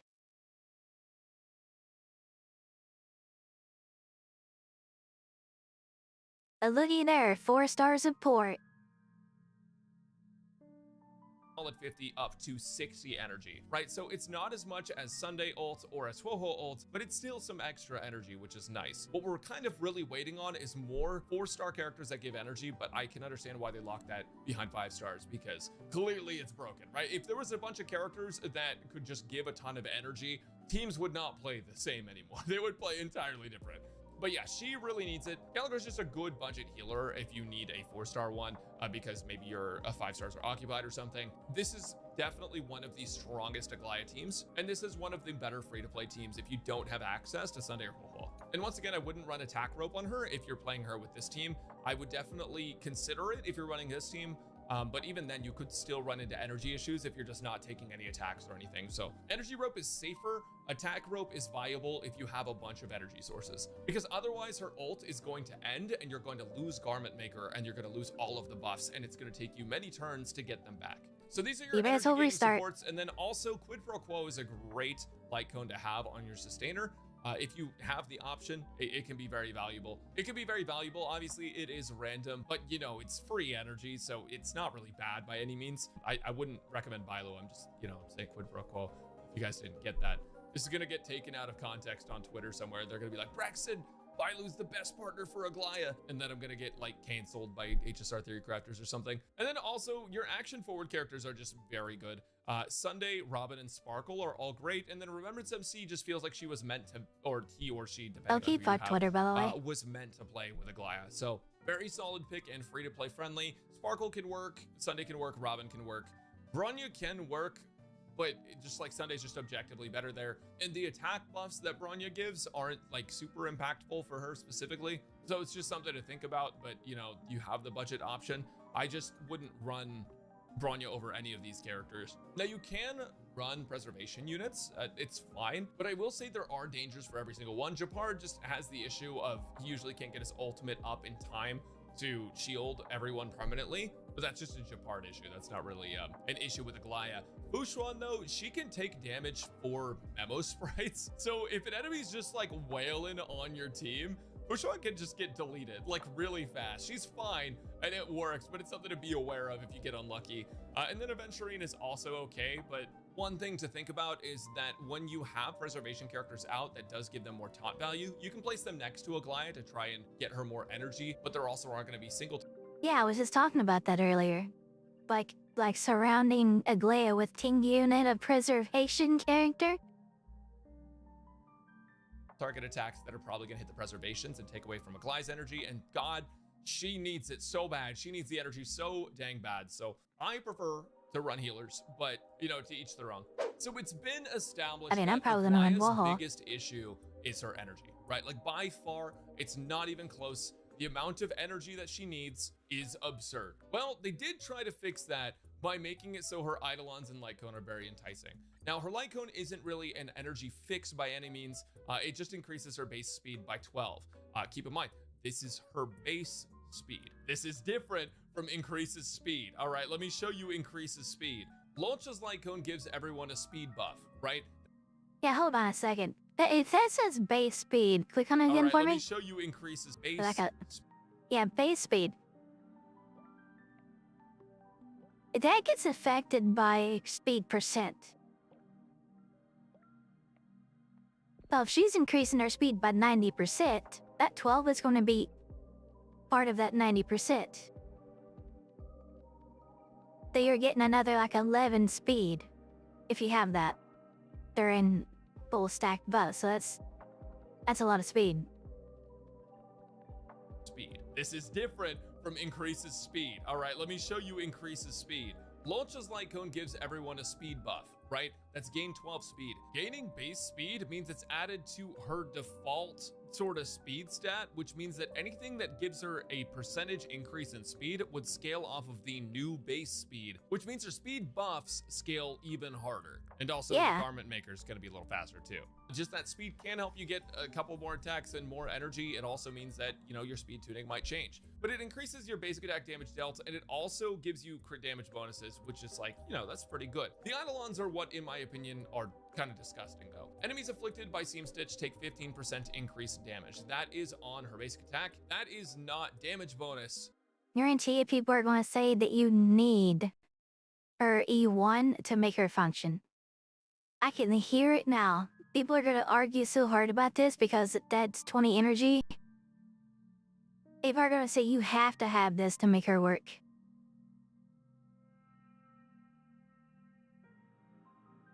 Oh boy. That's Vuln. Now that's a lot of damage, right? But that's not even the craziest part, because after Aglaya or Garment Maker, her summon, attacks the target, she gets 20 extra energy. So this is absurd. I honestly had a hard time believing how busted this was. So this is an edit that I added later into the video because I wanted to verify that what I was saying was actually correct. And oh my God, it really is that broken. So it seems like just some extra energy, and it's a lot of extra energy, right? If you basic attack, you do 20. If you joint attack, you also do 20 because you have the 10 from Aglaya and 10 from Garment Maker. When Garment Maker attacks alone, that's 10. But then like you add an extra 20 to all of those things. But what's crazy about it is that if you joint attack, it counts as both Aglaya and Garment Maker attacking at the same time. So you're not just getting 40 energy from an attack, you're getting 60, I need you to understand how insane this is. If That's you crazy. were to attack 15 times to get 300 energy, you now would only have to attack 5 times. This just completely eliminates any energy issues, like at all. Like they're just gone. They're out the window. So Garment Maker's solo attacks are getting 30, and your basic attacks are getting 60, and you're already, you know, fast as hell. You're doing a lot of attacks as is. Like, this is crazy. This is a stupid. Yeah, people are strong gonna say you Eidolon. have to have this. Unlocks so much potential power behind an Eidolon, so much functionality behind an Eidolon. It is really absurd. Now, I haven't gotten to test E2. No, I haven't actually gotten to test E2, but this might be the same thing. This might be whenever I do that shit all the time. I noticed he did that. Eidolon, so much functionality behind an Wait for Eidolon. It is really absurd. Now, I haven't gotten to test E2. No, I haven't actually gotten to test E2, but this.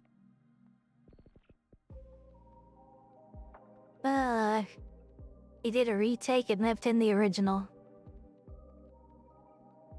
I'd have done that.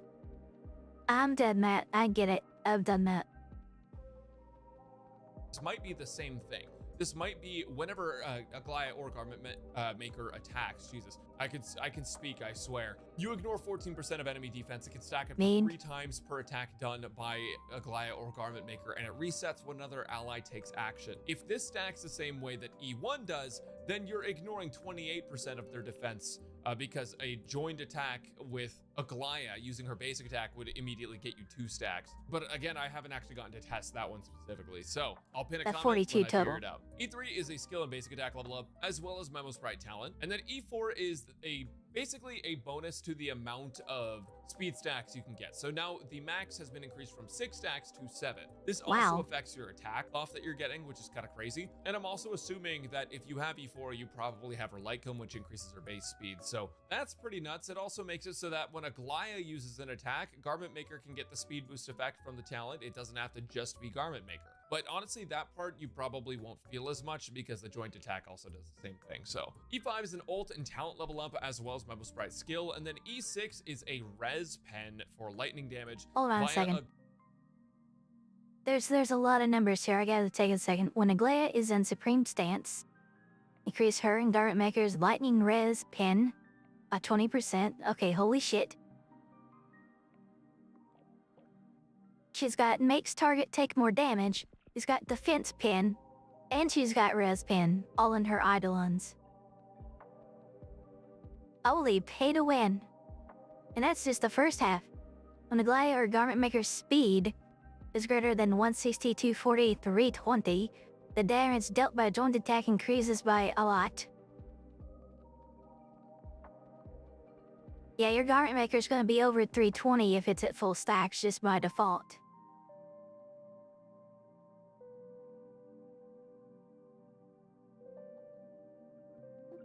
Okay. Goliath and Garment Maker, as long as you're in her ultimate. If you fall out of her ultimate, you lose that, but if you're at E6, you're not going to fall out of her ultimate. It also makes it so that the higher a Goliath or Garment Maker's speed is, the greater damage you actually dish out, up to a max of 60% more. So yeah, I mean, pretty crazy. If you want to see a visual of what I'm talking about, here's the simulated E1 gains. So that's pretty absurd. Now this can change, you know, based on the content, based on the teams that you have available, based on your build, but goddamn. E2 is like a 20%-ish increase. E6 is like another 50%, which is pretty big. So overall, you are getting a big increase. 0, 1, or 6. Damn, that's a lot of extra. He's almost twice as powerful at E1. That's insane. From Eidolons. But, you know, if you want to go for E6, that's whatever. I'm not going to encourage it.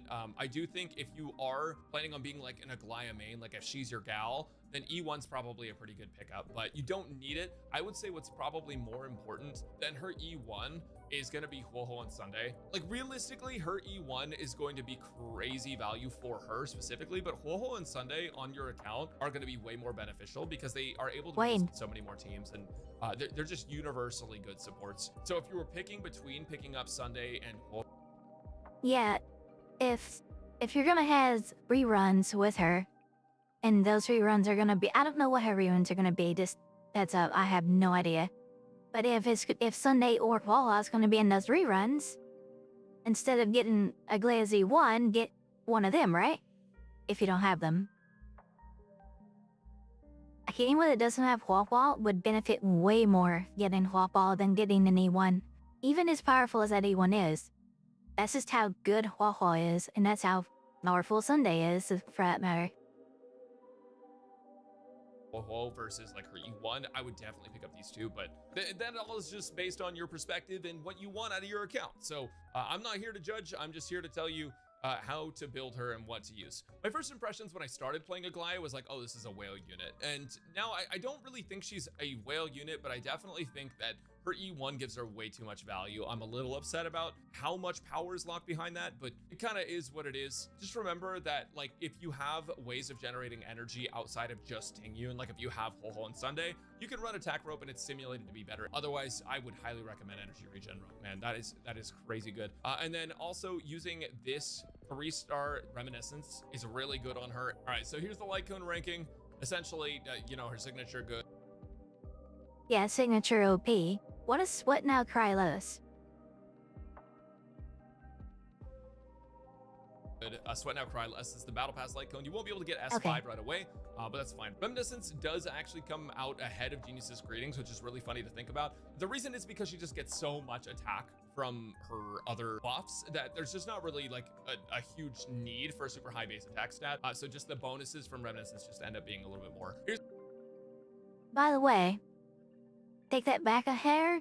The S5 blue light cone is 5.96% away from the S5 Battle Pass light cone, and it's actually better than the S1.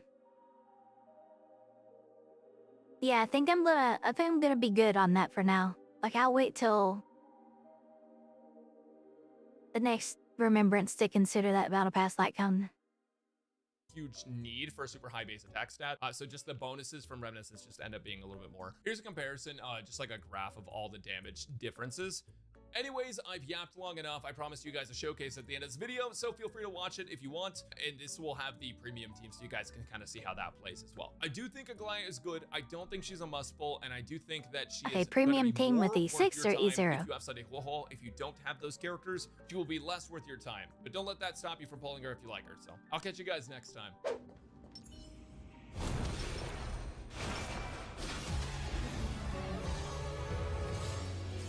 Yeah, see how this goes.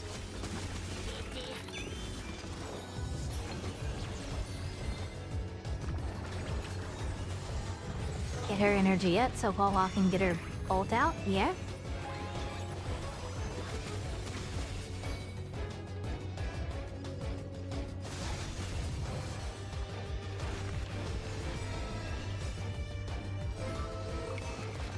I don't know how to play Sunday, so I don't know what his stuff is doing.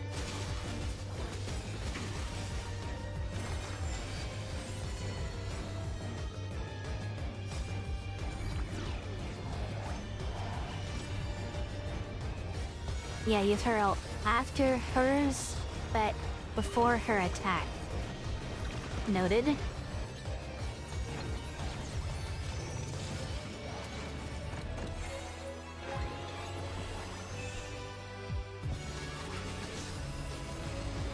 That attack looks so good. Like you see the camera angles when she does that joint attack?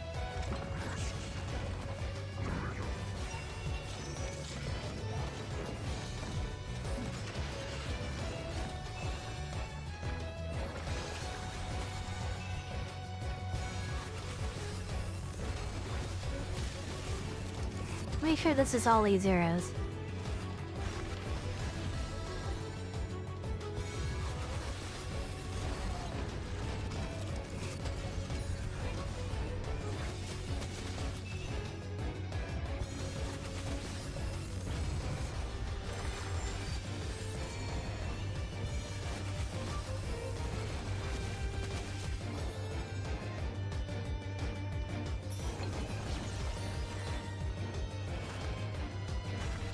That's bringing both of them forward, yeah?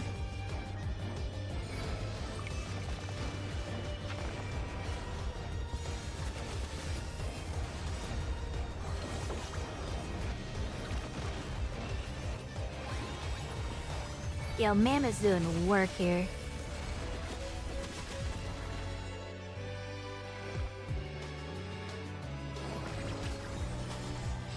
Oh, just short on wall ult. One attack. There you go.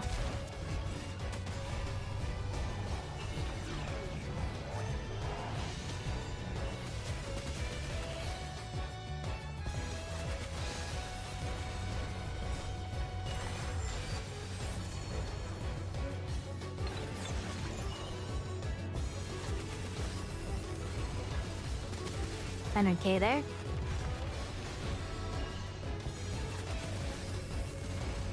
Yo, Chad, I really want to get this character, but I'm gonna be at the mercy of the 50-50. It's gonna be a case of it is what it is if I don't get her. Look at that 91% man charge with the ult.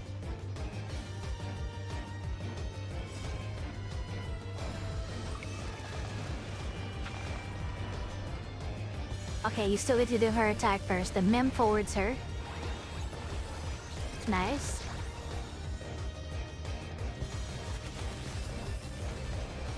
That's a lot of ults.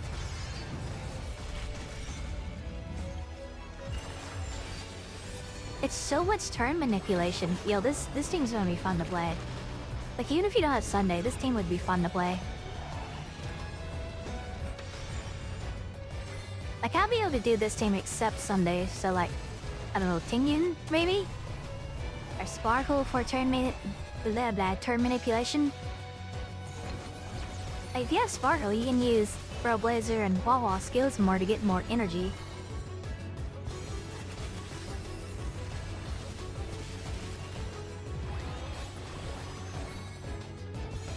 Yeah, she is just fucking shredding right now.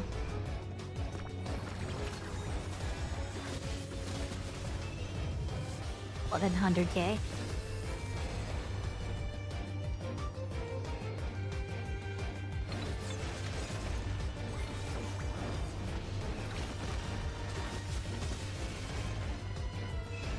Nail, oh, she got a thing. They're run. So Sunday's ult gives the energy and his skill brings him forward. That right? Yeah, Brownie could work just fine too. It'd just be more skill point intensive, but with this team, it'd be fine.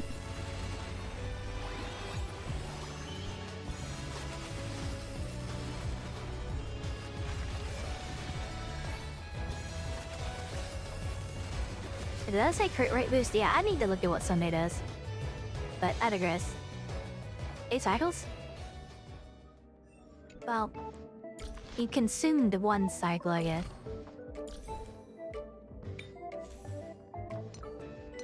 Okay, what'd you use on her? Hold up. Go back.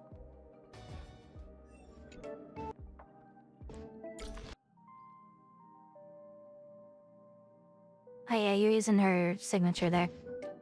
I want to see the Eidolons.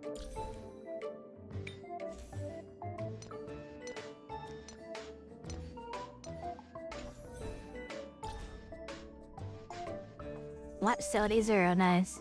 Good. Okay, chat. That's fucking crazy. Okay, haven't I already? Go costume I like. That is just so many likes. Yeah, these early access videos go so hard. That's 138,000. Holy shit. But yo, I think. Does that short over there say Thirda? Hold on, I'm in the way. That says Thirda. Okay. I think I figured out what I want to do with my battle pass this time. Yeah, so appreciate it. Brad actually helped me decide what to do on my battle pass like inadvertently. I don't think I need to remember to battle pass like cone for her. So I might want to wait until she comes out. That blue light cone is doing so much work. It's crazy.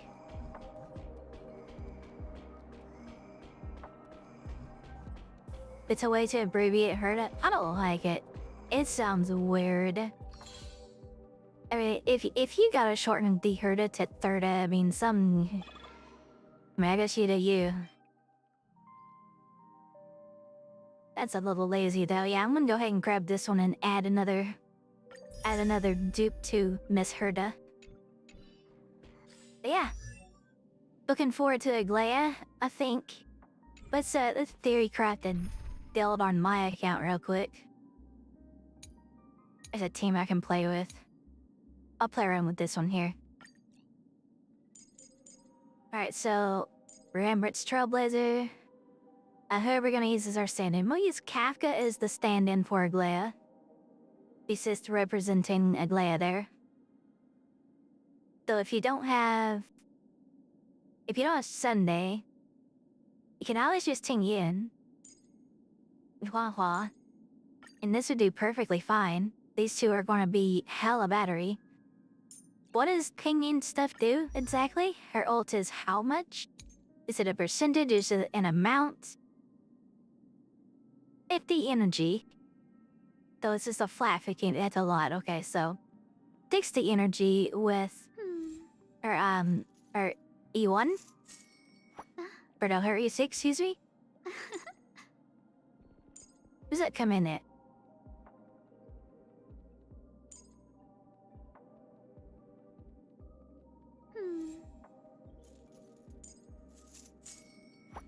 I actually don't know if that E6 is being included here, but... Oh, it's not because I don't have it. I thought I had it. Oh, well, shit. I mean, even so, 50 energy, then 20% off WuWa is another 70. Fuck. That's a lot of energy. But say you only do WuWa, right? And you have Sparkle. I promise you won't be bored with me. Can you say the same? Alright, shout out Sparkle. So with Sparkle, you're gonna use her ult and get a bunch of skill points back. So you'll be able to skill on WuWa and Trailblazer more.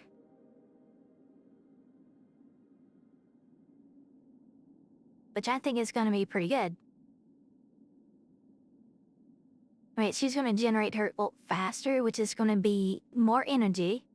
Sparkle, is an energy buff as she's used with WuWa, because she's gonna be making WuWa give that energy more often. And then, that's giving Trailblazer min charge faster, which means extra turns, which means more energy.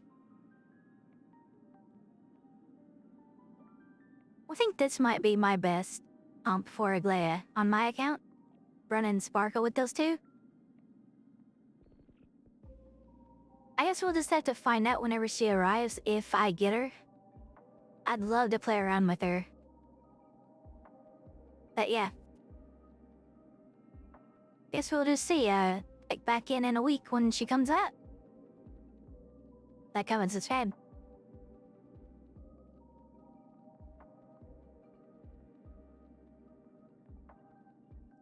Okay, let me just restart the recording now. Yeah, that's crazy.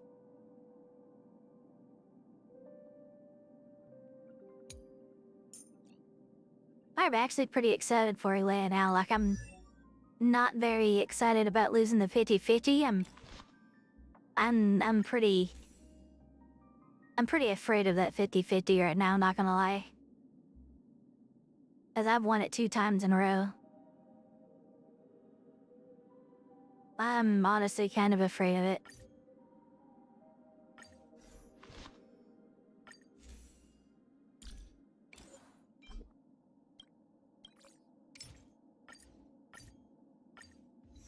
There we go. Now it's 0.35. Nice. Oh wait, no, it's 0.3. Yeah, okay, now it's 0.3. How much is that? That's 48% damage or something like that. That's really good. But I mean, we weren't coming on to HSR to do the Events simple. I mean, it's taking a while, but yeah, we're about to get started. Let's... Oh. What do you even do for this event? Like, is this a story event? Oh, is this a puzzle event? I heard someone say that there was a puzzle event. Do you have a guarantee? I'm jealous. Well, no, I'm not. That means you lost your last 50-50. Need something? If not, then I'll be leaving. When you approach a ceremonial item, the scroll will change. Is that right?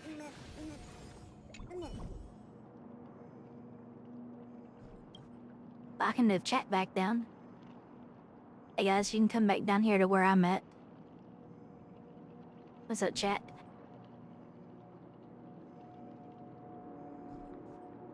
I didn't feel shout out so you weren't covered up, Bryce.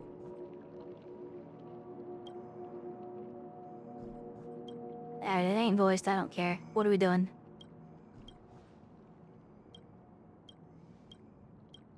I couldn't care less about unvoiced. Unless it's the main scenario, I don't care. I just want to do the event.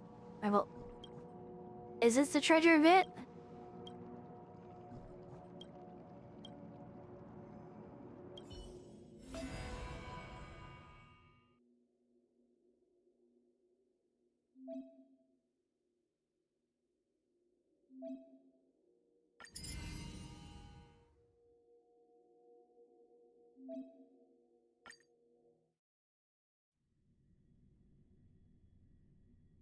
I'm getting some 2.0 flashbacks. It is the treasure event. God, I hope they don't have an empty one again. Yeah, was anyone here that night when I took like 2 hours to solve that empty one?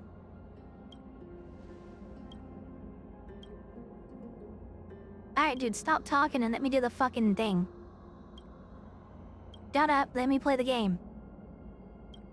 Give me a skip button.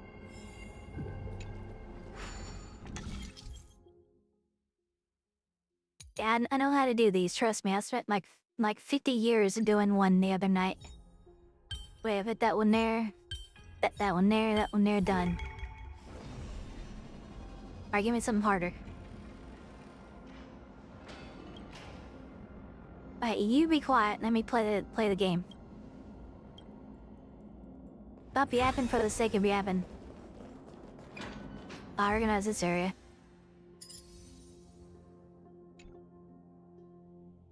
This is the area on the way to the one that was,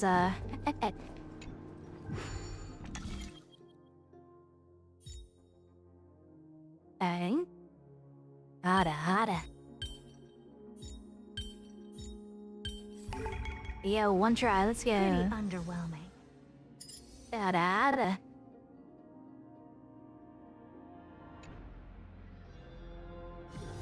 Next challenge, keep on rolling. We gotta make it square.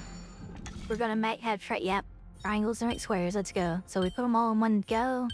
That there, put that there. Done. Who came up with this? Next. Seriously, go rewrite. Wait, that was that whole thing? Yeah, we budgeted this entire event in like half an hour. Hold my beer. But I don't drink. Hold my gamer subs. Wait, which one is this? Is this the one with the 2 little dudes?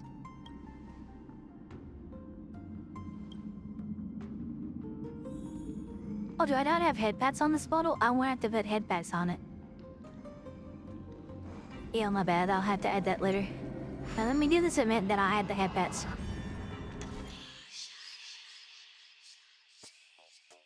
Okay, so we need 1, 2, 3. But this one's gonna be easy then. 1, 2, 3. And then I will stop there.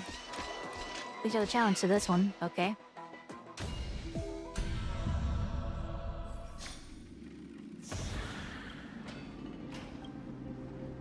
Are you gonna be sitting there yapping every fucking challenge? Oh god, this room.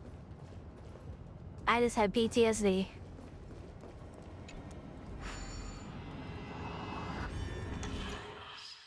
At 4 moves, we gotta get to land there, so 1, 2, 3, 4, got it.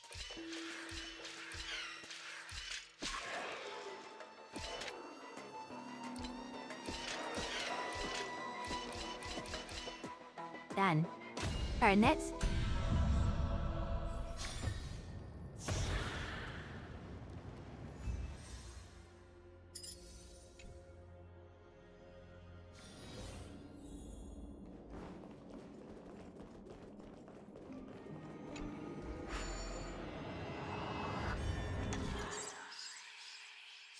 Or moves, so you literally just go straight over when you climb up. Okay. These are literally just playing themselves. Like, you can't fuck it up.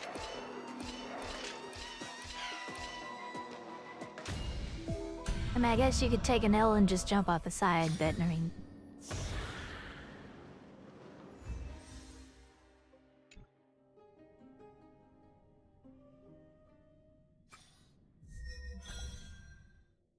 I think this is a Gurios. I guess is how you say that, I don't know.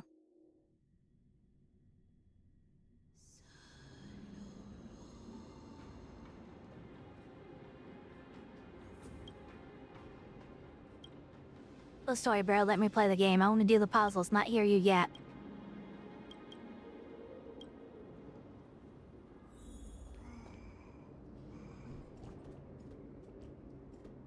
Like the coins, declare a trial. That's it? We just control a hand to get the coins?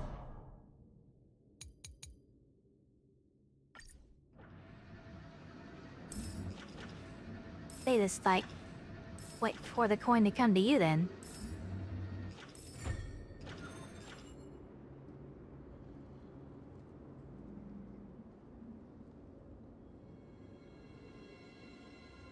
I mean...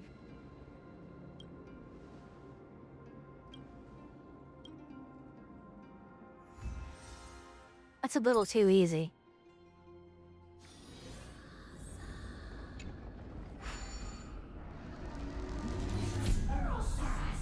Oh, that's a lot of coins. Okay. Yeah, that one over here looks like Space Invaders.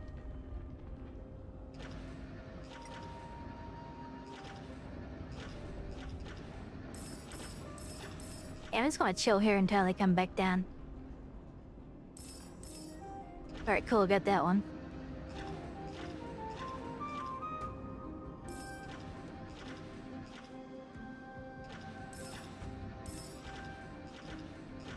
Is there a time limit on this? Like, is this supposed to be a challenge?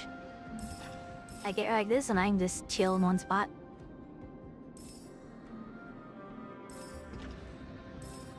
I think this one you can just chill in one spot too. Just like come right here. Just let the coins come to you.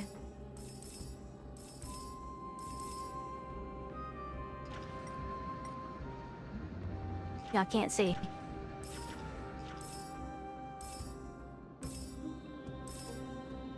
Yeah.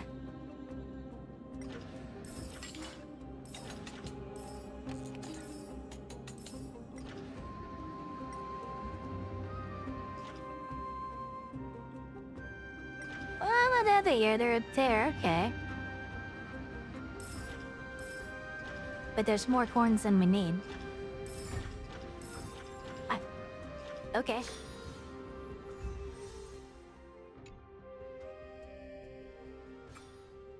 I mean, I guess I'll take it. Wait, that's it?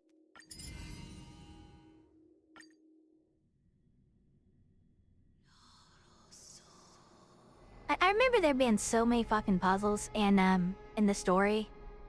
I recognize that thing. Okay, we're gonna be back and forth between past and present. Like, I remember a lot of the stuff in the story was just doing these fucking puzzles. That, and excessive, I'm not gonna lie.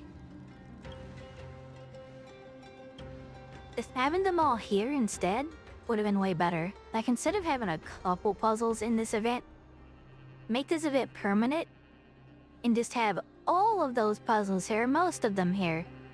That would have been better in my opinion. It's like, don't force us to do the puzzles while we're just trying to get the story done, right? Like, you're killing the immersion there. At least for me, you are.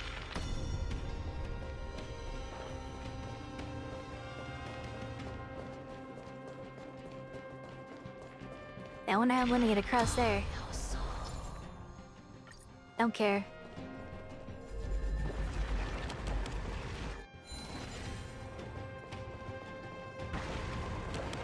Be a shame if I just made a bridge.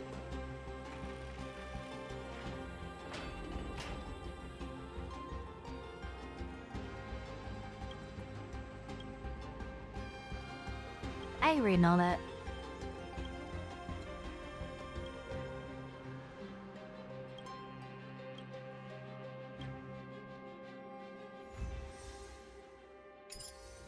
Next challenge. I hope the high difficulty is actually difficult. I mean, I know they gotta make these easy enough for everyone to do them, right? Like, you can't make a puzzle hard for me, because then people aren't gonna be able to do them. But then again, those people that can't do them can just watch a video like this one, and now they know how to do them, right? Yeah, we're gonna be uploading this to YouTube when we're done. But we want to turn that on. Can we turn this a different direction? No? I just turn that on, and in the past, we can walk across that. Oh wait, no, this is the past. So we go back to the future. Where's the book at?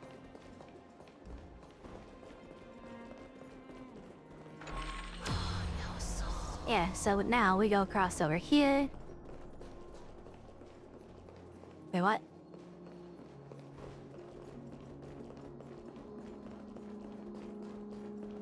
Other direction. Got it.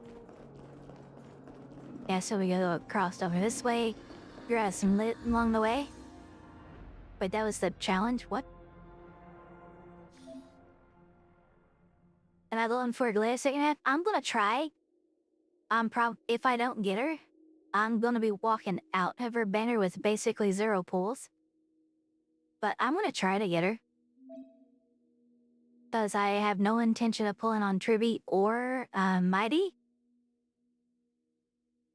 That gives me time to save for the next character that I do want, which is gonna be Castries. But hold on, are we just done with? Okay, yeah, we're done with this here. But I can just grab a character that I want. Yeah, give me that Tingyun. I want her E6. For reasons.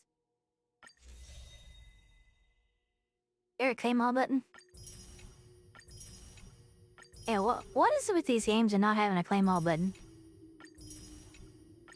Yeah, I'm just not gonna claim those right now. We'll come back to those in a minute. We're gonna do these first. I need a drink, by the way.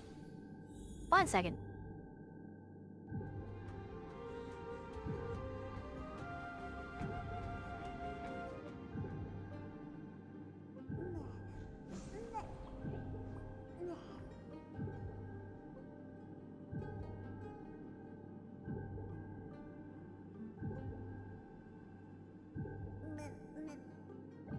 Oh yeah, I got my drink.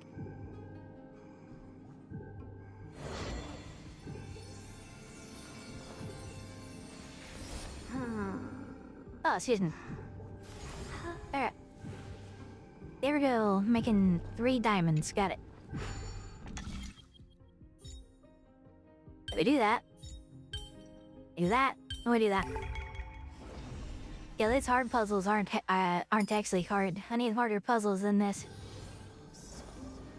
Don't give me one like that bullshit that had 0, but narrow indication of what you're supposed to do, but...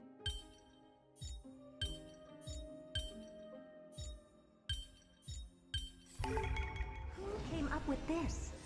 Seriously, go rewrite it. I just did exactly what I was thinking. Like, did y'all hear that? But who came up with this? Seriously? Go rewrite it. It's like, this ain't hard enough. He's saying the same thing I'm thinking. This ain't hard enough.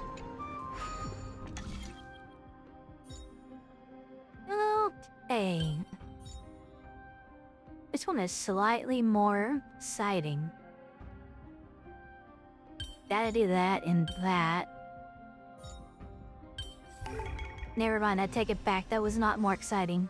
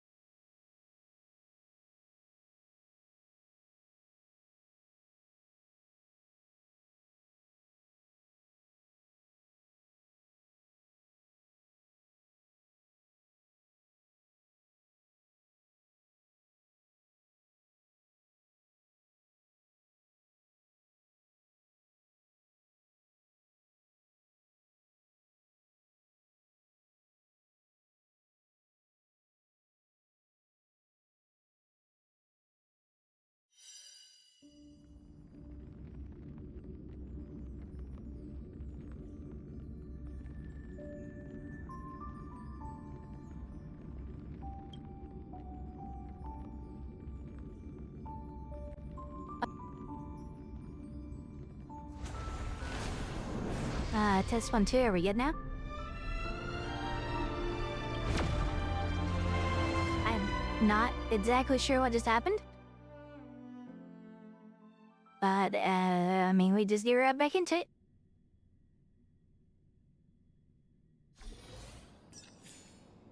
I guess, cool story, bro. Good thing I have a 2 PC setup. If only I had wings, I could Hey, where were we? We did that, so we're... But I did do all of these? We... Yes, I did finish that, okay. I do remember doing 3 of them, so yeah, that tracks. Anyway. The ones in the story, honestly, were harder.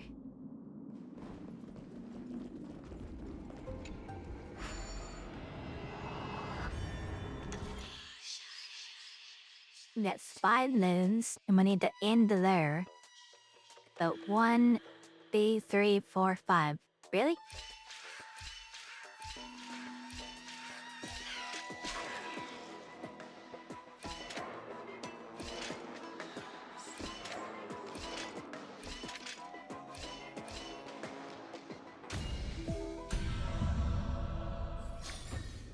There we go. Next.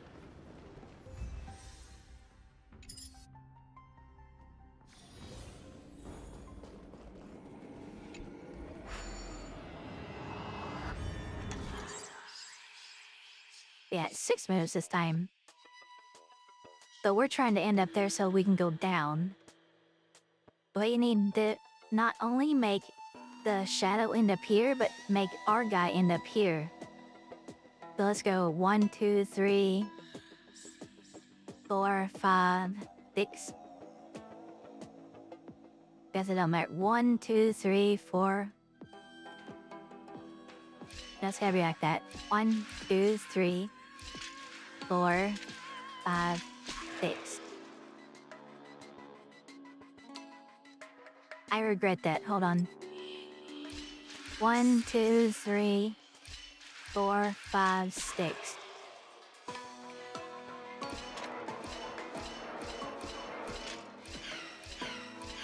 Easy, let's go.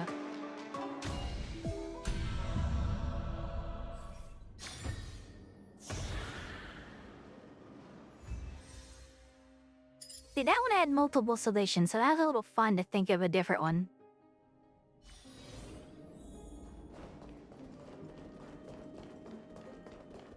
Now, why are you making us sprint across the bridge? Just spawn us right next to it.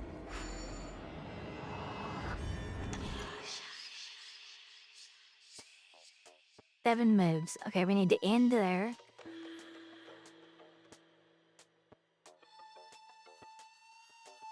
One, 2, 3, 4, 5, 6, 7. No. Let's start from here and go backwards. Okay, so 1, 2, 3, 4, 5, Which means we could go 5, 6, okay, yeah.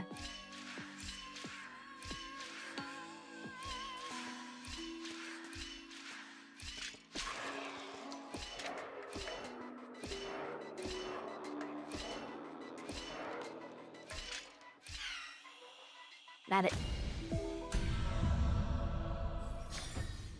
I love puzzles. Give me more puzzles. Unfortunately, there's actually not that many. Only 2 or 3 puzzles a piece. Come on, that's lazy. Oh yeah, you're a multi-billion-dollar company. Can you give us like at least like 10 of each? Alright, maybe that's too much, but more than 2 or 3 of each would be great. I know technically there was 3, 3, 2, and 2 here, but look. Those are all just basically handed to you.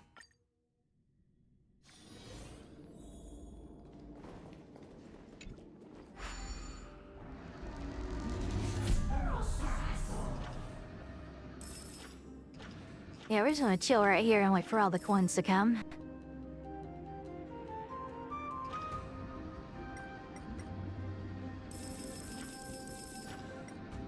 Nice.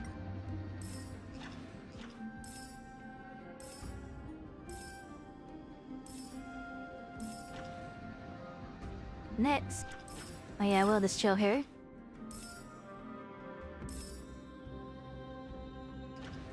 Alright, we got that one.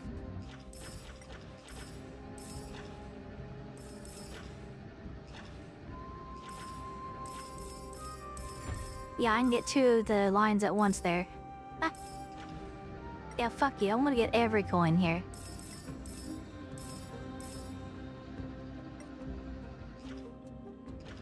Okay, I think I got every coin.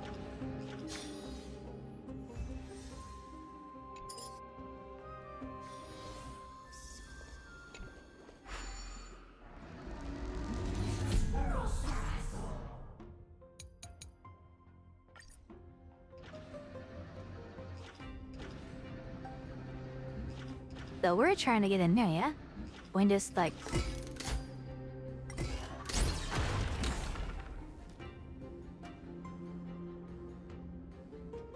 But you knock them all over the place. It's okay, we just vacuum up all the coins.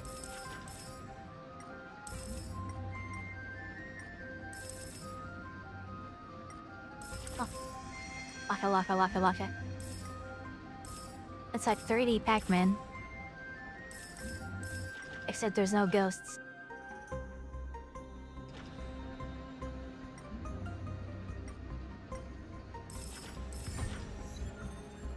Initial D. Okay. Okay, I see your reference there, you plucking meme words.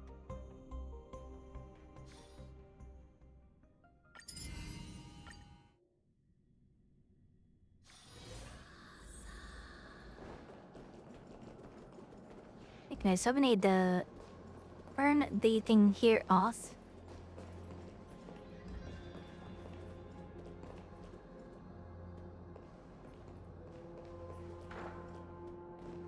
Yeah, so we use this. We go around. We disable this.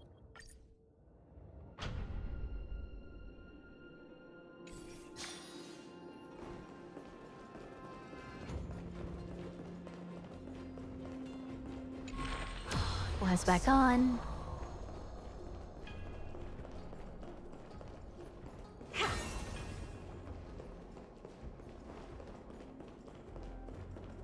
Wait, there's not more to it? These 2 things are all you get? Hold up.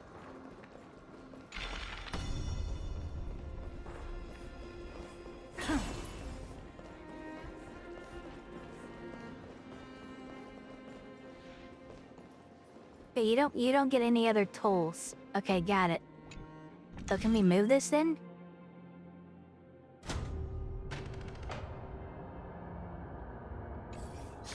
Okay.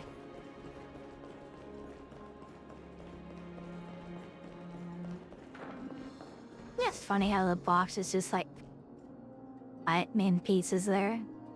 Like its existence is just in 2 different timelines.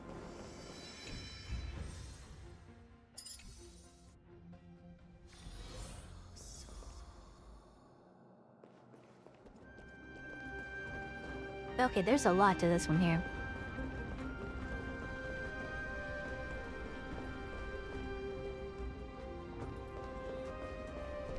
Now we want to turn this on.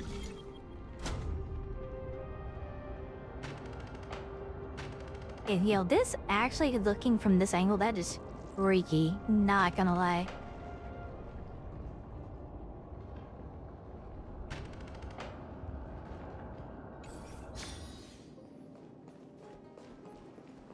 But that is so fucking weird looking.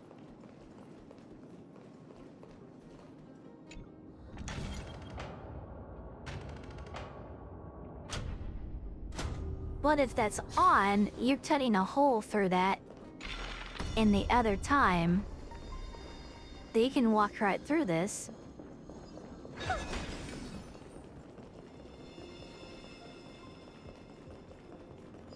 So there's some more stuff you can do here.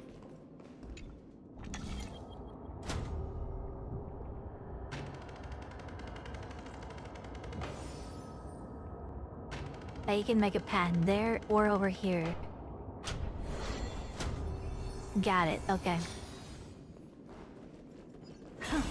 This one has more to it. I like this puzzle. But that one's trapped back there. We need to turn... We need to be able to get here in the past. Or get up there and turn that on. Yeah, that's probably the answer. Maybe get up there and turn that on. How do we get up there and turn that on? Do we need that?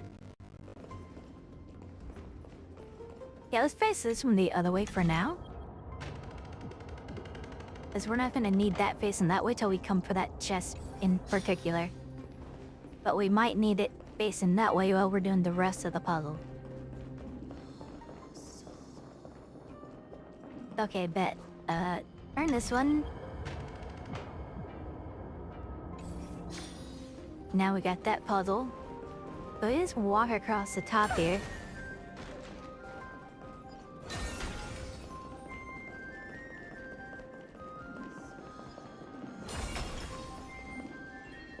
That's one chest. Oh. We turn this on. Then get to that chest and the other time. That's two chests, and then there's the one back that way.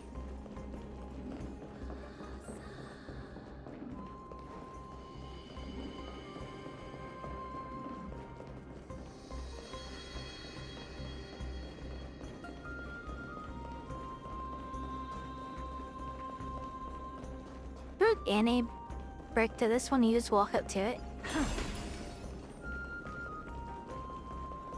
No strings attached, it's just free. What the fuck? Was it even part of the puzzle then? If it's free, then why even put it there?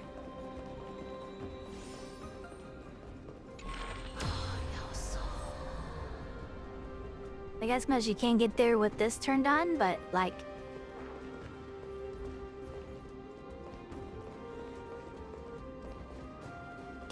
Oh, that is freaky looking.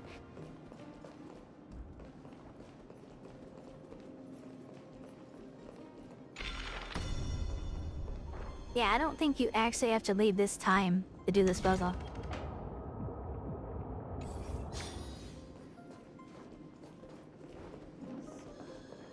Okay, you just go through here.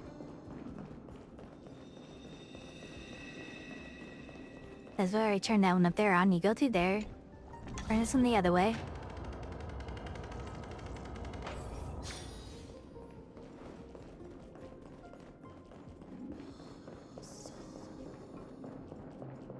And voila!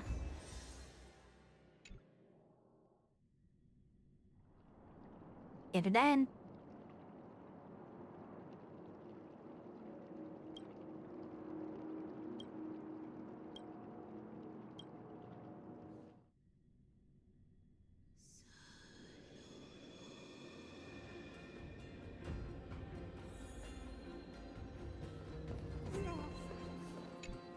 Free extra chest.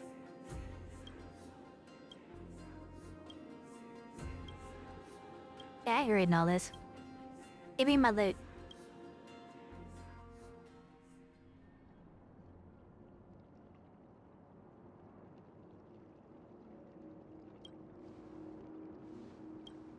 Yep. Don't care. Yo, is anyone actually reading this? I wonder what the percentage of people actually paying attention to this versus people not paying attention is. Like, how high would the skip button ratio be if this had a skip button?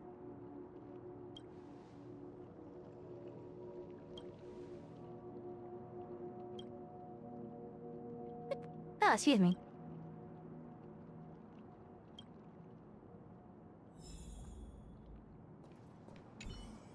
If only I had wings, My I soda could makes me soar hiccup. through the sky.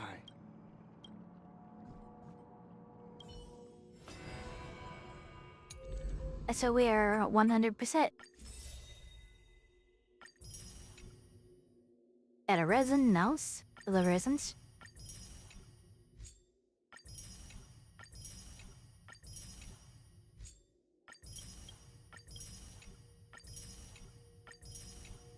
When I said that that's all there is to it. The only exciting puzzle was that very last one. The rest of them were just... they're easy. I mean, I guess that's by design, but... feel unfulfilled from it. Yeah, one of those still got a fucking exclamation point. Like, though I'm 100, I don't need to know about this. I'm done already.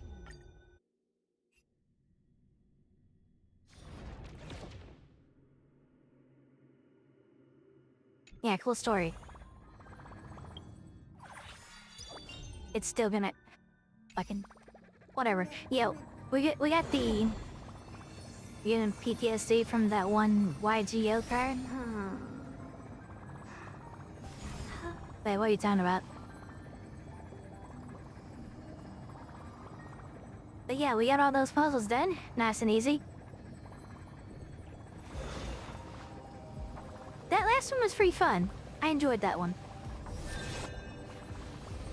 Yeah, but anyway, like, comment, subscribe.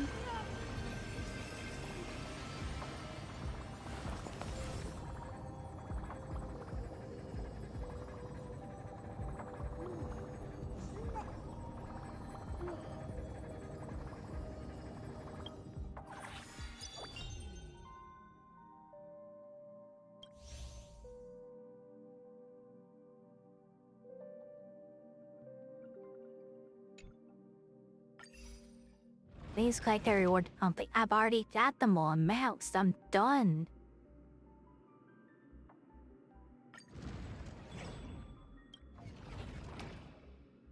It's because of this. I've been doing my stuff in the other one, the, a noble domain. Yeah, okay, we got the red dot done. Good. Ersting in, we got RE6 now.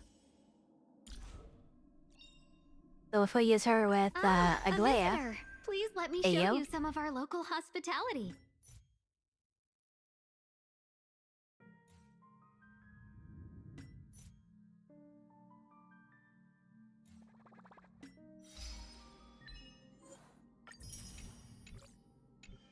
And I think we're done with our helper now. Is there anything else to do here? This is kind of just wait for it. This is... wait, what's this? 4 out of 5? Ride a Dromus one time. I've never ridden a Dromus, okay. I'm down to ride a fucking dinosaur, let's go. If not, Where's it then at? I'll be leaving.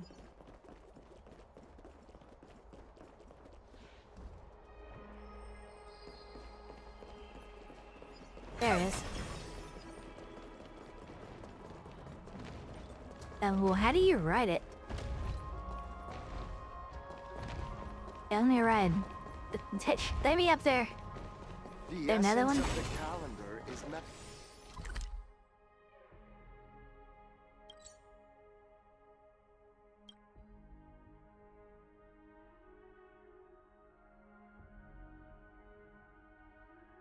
Where are you supposed to go to ride them at?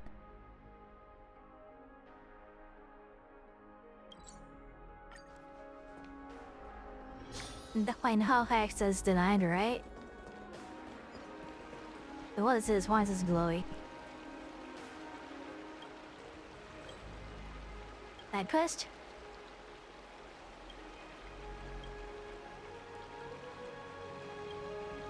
Okay, reader, that's not fun at all. Okay, I don't know what's going on there.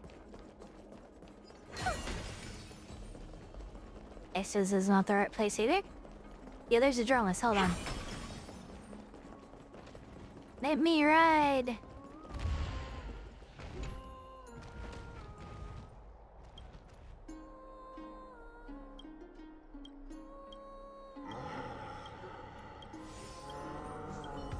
On a ride. Let me ride. Whatever poetry you wish to hear, Lepos has it all.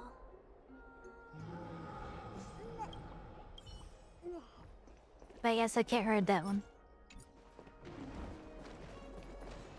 Wait, there's a bunch here. Let me read one. I did not ask for this cutscene. Fuck you. He's gonna force a cutscene on me and then make it unskippable. What the fuck, man?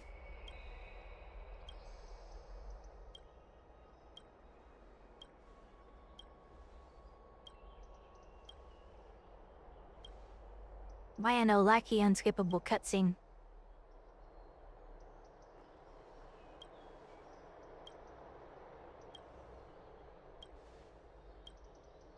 Why is the old people always like hunched over like that?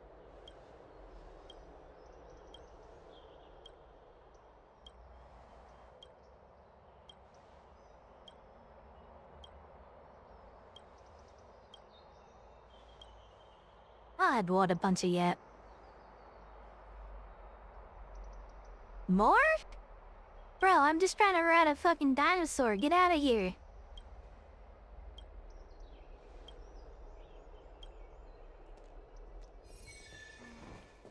Right out loud. Let me ride one. Let me ride one.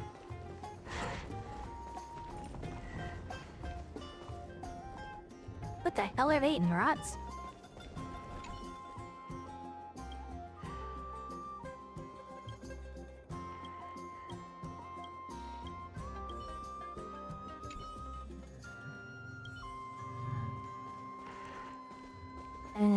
I'm confused. Well, hello there.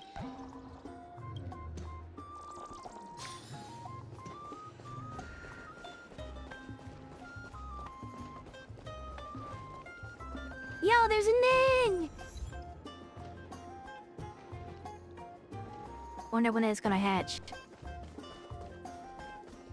Yeah, there's so many drones here, I can't ride any of them. What the fuck, man? I see a saddle. Hold on, I see a saddle. Hey, use this. Let me use this. Back. Yeah, let me ride one. I also want to massage the back of a journalist.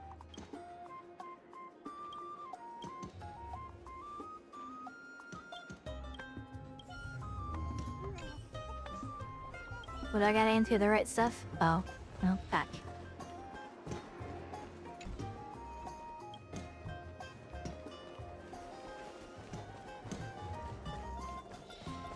Though I still can't ride a journalist.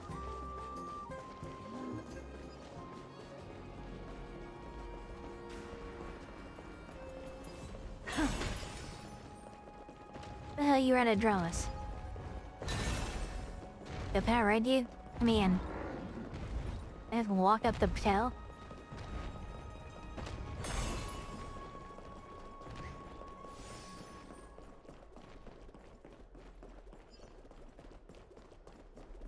That a remake? What the? That's pretty.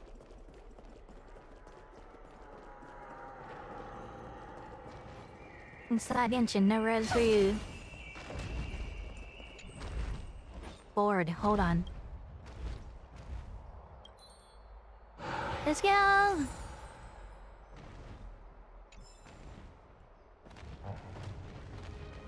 We can make it go faster. Y'all don't want to make him go faster. He just got his own pace, okay?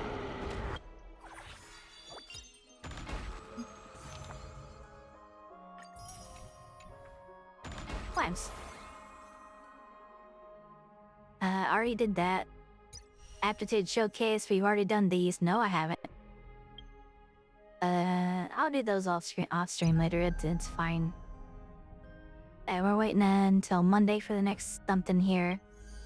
Pure section, so this next thing to reset. Yeah, I think we're good on runtime. We can hop over to Breathing Ways now, and mine we're take a short break. Yeah, I appreciate all you guys. Let's just I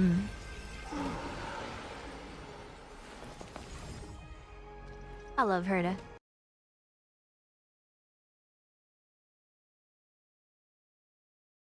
I thought we're gonna switch to WuWa, and I'm gonna take my break, and I'll be back in just a few minutes, guys.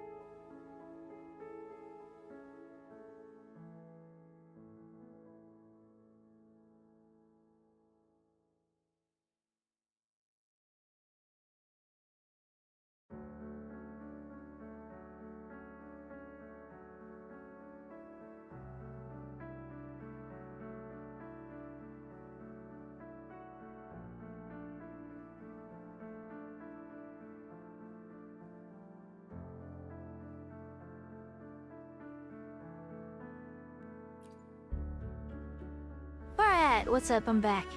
Let's play some Wuthering Waves.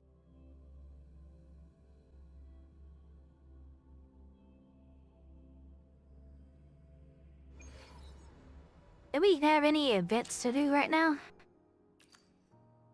Food-based candy.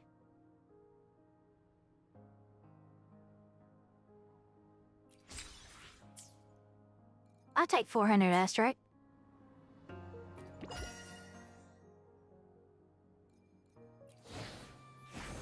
Yeah, I've already logged on and done daily, so I already don't have that done.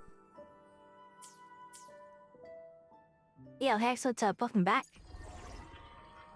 Did I do this already? Yeah, I did this already. Back.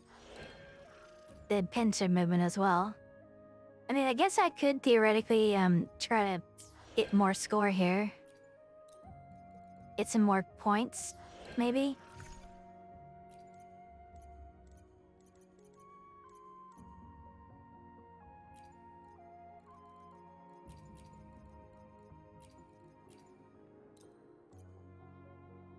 Yeah.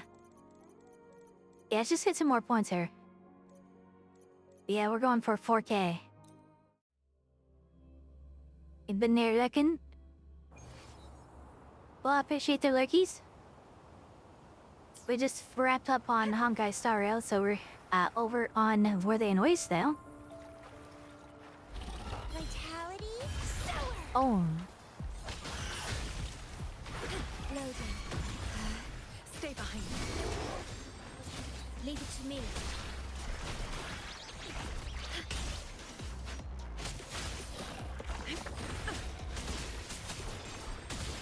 Now I am bugger that kind of bad there.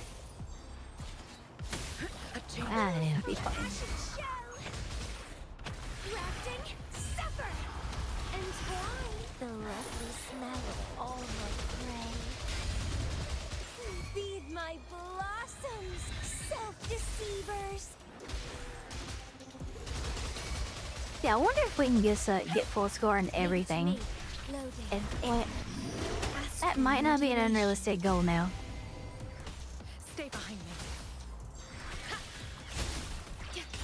Frozen blockade. Reborn from ancient roots. Crimson blossom.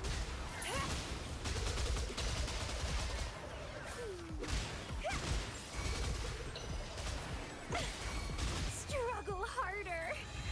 Entertain me. Entertain me. Vow from the soul. Loading. Iron graft you knew.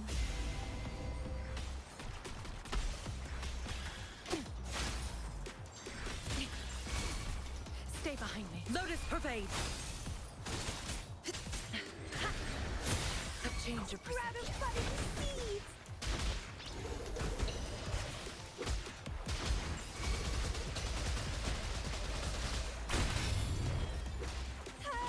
I don't want to burn the big head on that guy. Vitality sour. Burn it here. Don't run. Keep the dance going. Keep the dance going. Leave it to me. Loading. Oh, whoops, I hacked around. I hacked around too long.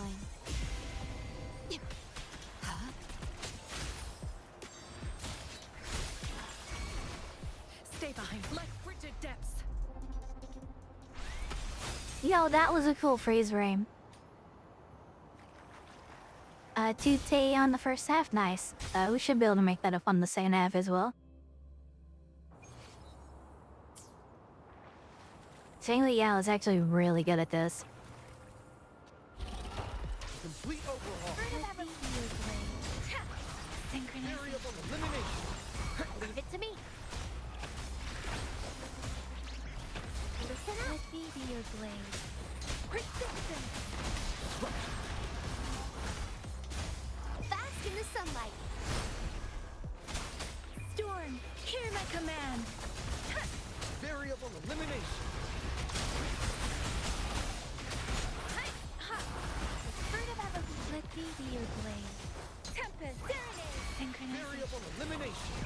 All shall reveal itself.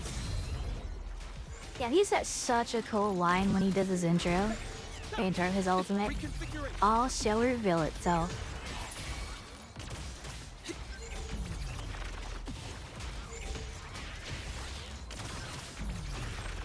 Complete overhaul. Let the winds roar. Luminous energy. Let me be your blade. Different. Synchronization. Variable elimination. Very confined within limits. Nian's voice actor did work. Not gonna lie.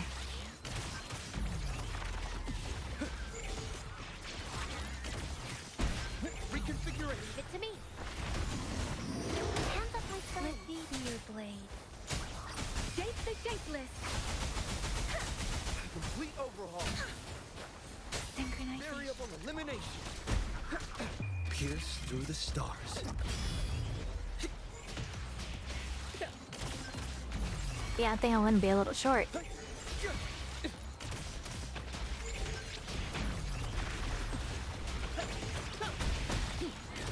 Reconfiguration.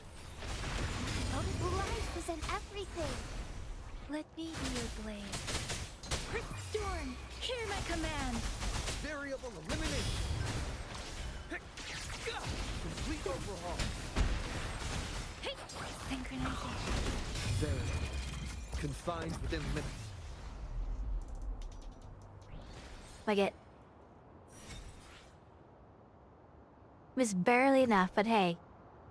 Barely enough, it's still enough. I struggled to get it on that one, though. I don't think I'm gonna get on the rest. I think we're cooked. But I did full clear in this. Oh, the fact that I full clear in this, but we didn't full clear Overlord and Calamity. I'm sorry, what? Like, it's the same teams I used.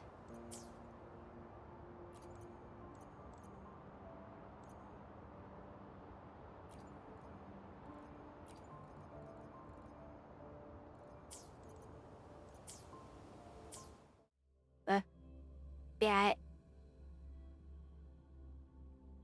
Yeah, I don't think I want to get those other two. They're harder.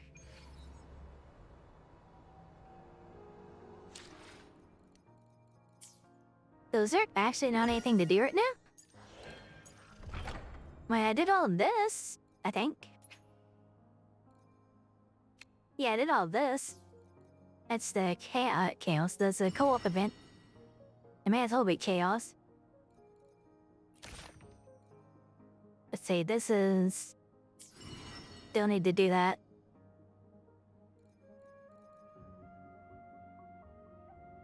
Event duration per limit, cool.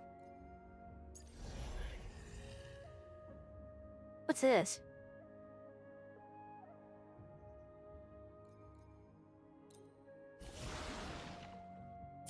Yeah, I'm not worried about that then.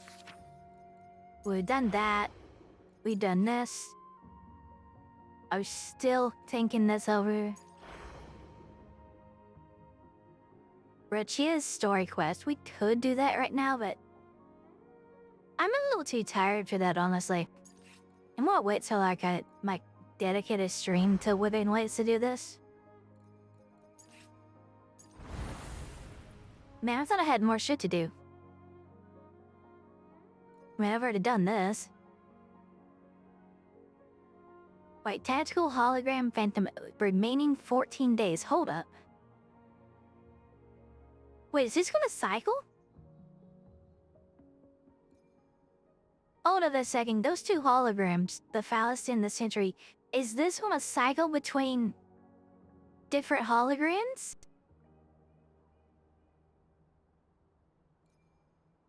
Gotta cycle something if it's got a remaining timer on it. And if it cycles rewards, we're gonna have to have a, you know,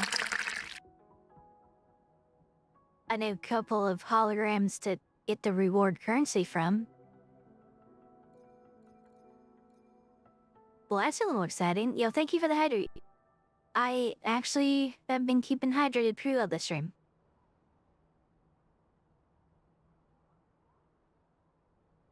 But usually I just forget to drink for like 3 hours.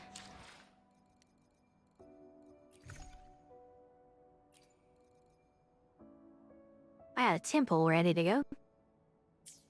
Yo, actually, let's do some math here. What do I have?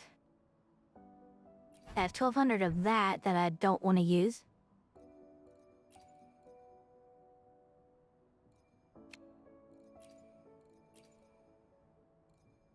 I have, theoretically, 32 pulls there if I need them.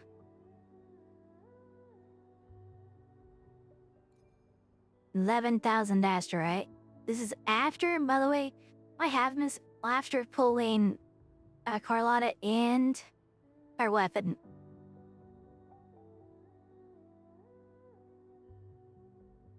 What's 11P asteroids? Oh no, like, what is my Pret or Phoebe looking like right now?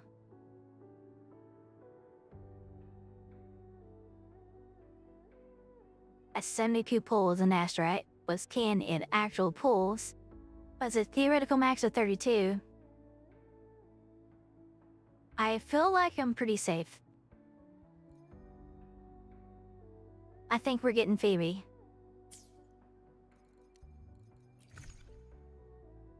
We will consider the weapon depending on what the weapon does. Like for Rochia, for example, our weapon is the absolute dog water. I ain't touching this thing.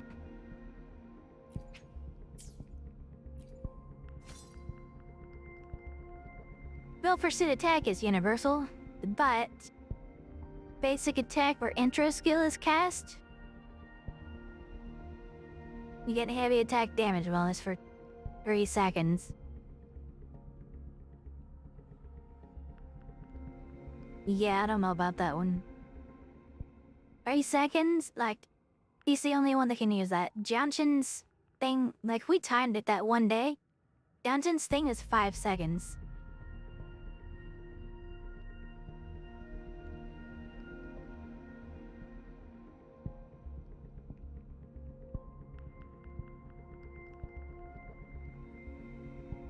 Yeah. What a piece of job. Like, the weapon's gonna have to be usable in a lot of cases. Like, that's not usable in a lot of cases. Like with Carlotta's weapon, theoretically, I could take her weapon and put it on someone else if I really wanted to. Understood. I am here to serve. But Rochia's weapon? Will decide Not really. whether it's for show or for battle. It's like the same thing here, except it's 5 seconds instead of 3 seconds. Those extra 2 seconds are kind of huge.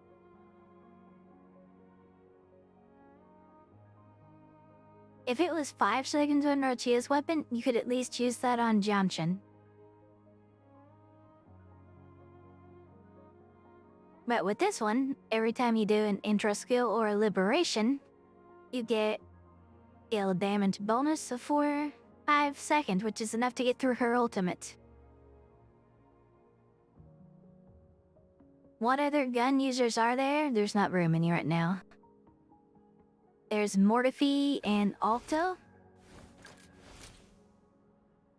So, like, I guess you would use their ult and then their skill.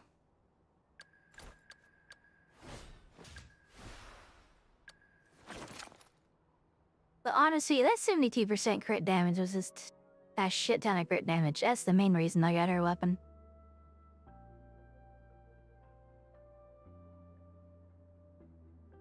Now, this is way more valuable than a weapon with crit rate on it, not gonna lie. But she can just use a crit rate forecast instead. Instead of having 44% from your forecast, you get 22 crit percent, but late percent, and 72% crit damage here. So it's like, what? This math is stupid. What's her weapon at?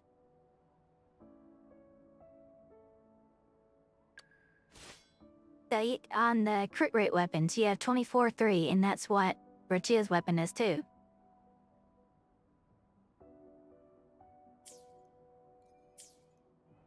Understood. I am here to serve you. Let's go double check that just to make sure I'm not talking out my ass.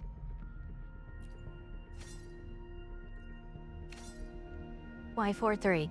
Okay, so keep this in mind. 24.3% crit rate.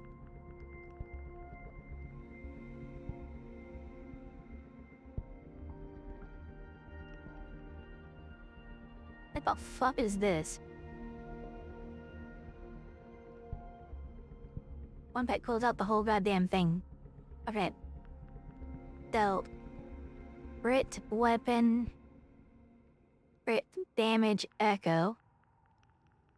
24.3% plus. I don't remember out of 10. Other way around.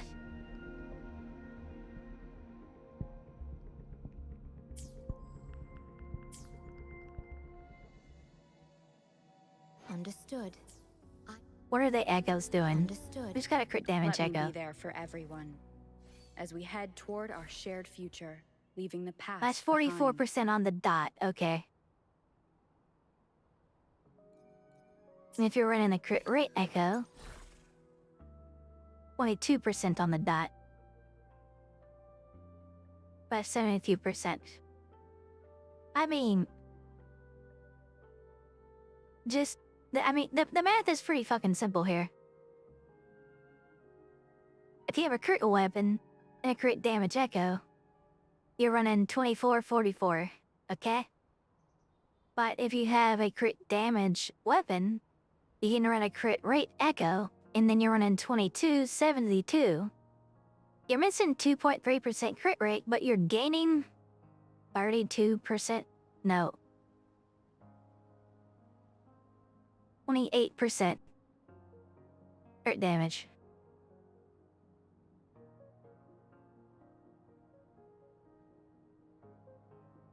Yeah, about that.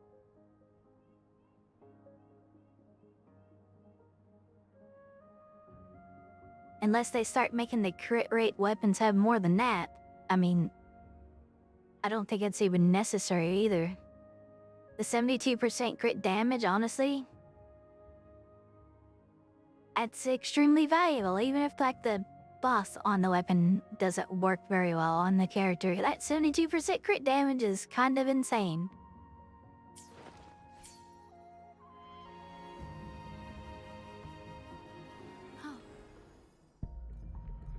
Heavy weapon pulls? Darrow. Any standard pulls? No. I have not pulled on this banner a single time that I can remember. I have a history here. Deck W0. But the morning to ya. Yo, what's up? Welcome in. This is a single 3 cost echo on her with double crit stats. I am missing 1 cost with double crit stats, but my 1 costs are pretty stacked for not having double crit. Understood.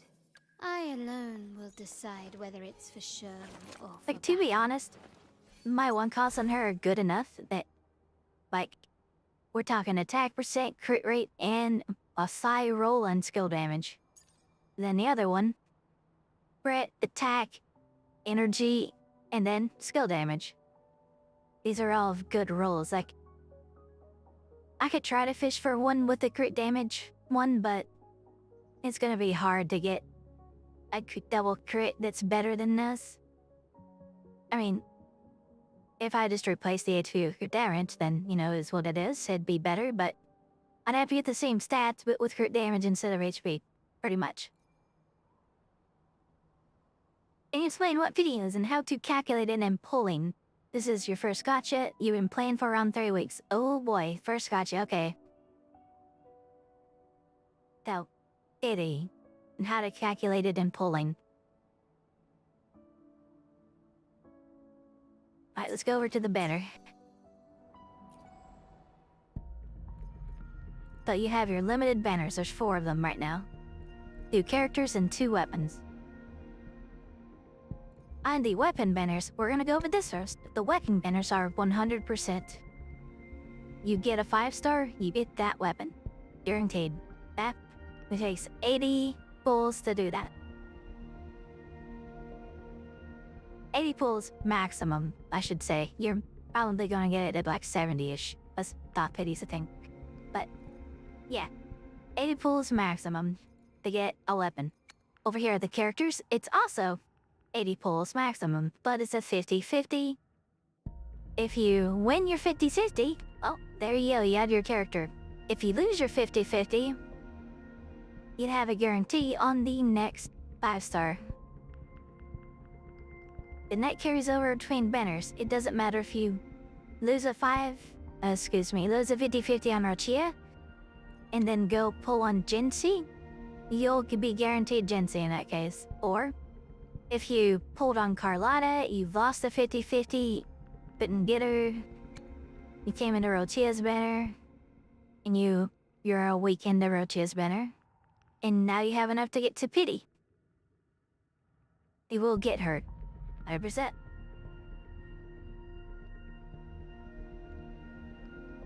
When Pity is how many times you've rolled, that's the previous 5-star, okay? There are 3 different things that pity can refer to. One is hard pity.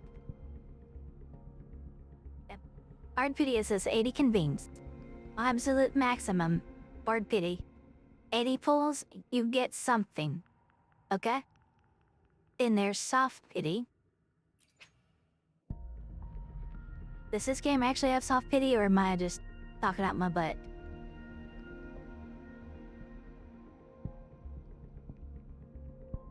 Yeah, this is where it says the guarantee count is carried over.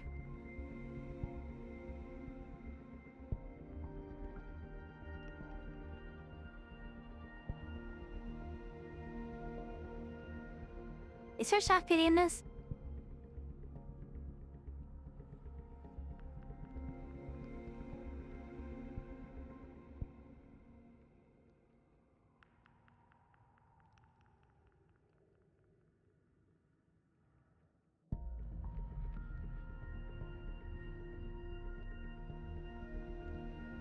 I don't see a soft pity.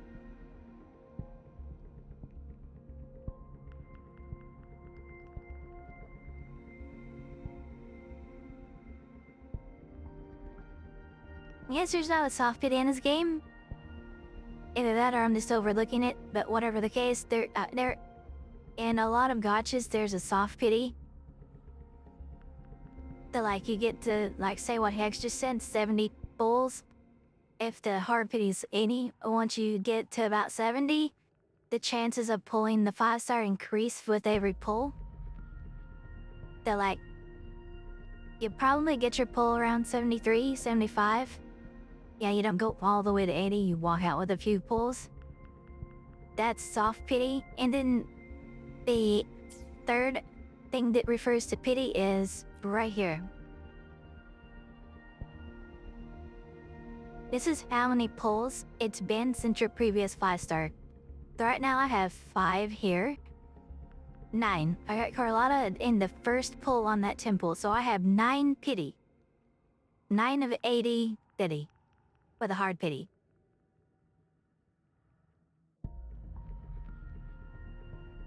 Now, your question now is, what if, let's say, I got both Gen-C and Rochia, won both 50-50s.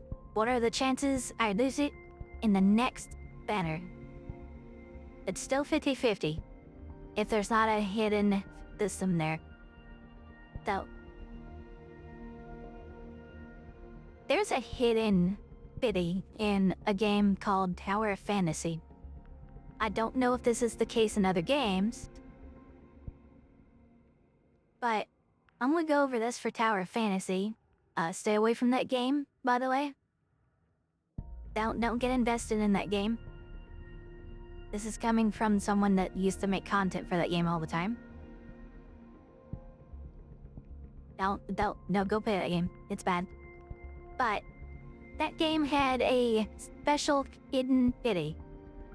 So, they had a guaranteed 5-star, whether it was the on banner or a standard banner. Every 80 pulls, you get a 5-star. And if you get one early, that counter does not reset in Tower Fantasy. So on pull number 80, you will always get a 5-star. Even if pull number 67 was a 5-star, pull 80 will also be a 5-star. There's no soft pity. At 120, you get currency as you do pulls. At 120 of that currency, usually takes around 105 pulls to get it. As every pull is worth 1, a ripple weapon that you have maxed already is worth an extra, and a 5-star weapon that you have maxed is worth 10 extra. They usually takes around 105 pulls to get that 120. That's Tower Fantasy's pity number 2. They are guaranteed the weapon at 120 of that currency, typically 105-ish pulls. But the other pity, you have the 80, you had the 120, and you also have this little hidden system that they don't tell you about. And they will never tell you about this. They will never confirm it. But it's never been proved wrong. It's the kind of thing like if it only takes one time to disprove it. But in the the game's been out for 3 years in CN and almost 2.5 in global. In that time, this has never been proved wrong. If your first pull is a 50-50, okay? If you win it, or if you lose it, your next pull is still a 50-50. But, say if you win one, then you win another. That's it. If you lose your first one, lose your second one, you're guaranteed to win your third one in Tower Fantasy.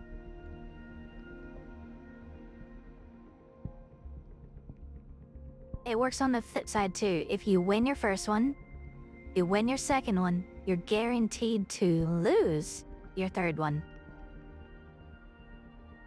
That's right. Tower Fantasy has a guaranteed L in their gacha system. It's not an official, and they've never announced it. They won't. It's not official. It has never been proved wrong. It has been correct 100% of the time. So you may as well say it's confirmed. You win 2, you lose 1. You cannot win 3 in a row, and you cannot lose 3 in a row. If your previous one was a win, and the one before that was an L, you're on a 50-50. If your previous 2 were an L, you're on a guarantee. If your previous 2 were a dub, you're on a negative guarantee. Man, what a shit system that is. But I've wondered if other games have that too. I don't know if other games do or don't have that. All it would take is a situation where someone wins 3 in a row to disprove that.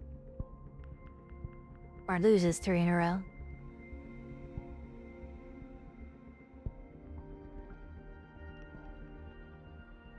Well, absolutely, we can take a look at my star rail pulls here. We can go back a decent bit. So I won an Acheron, and then a Robin. That's 3 in a row. The star rail doesn't have that particular system. Then there's a 2 in a row after I lost. I lost 2 in a row, lost 1. That was a guarantee. But that means Firefly was a guarantee.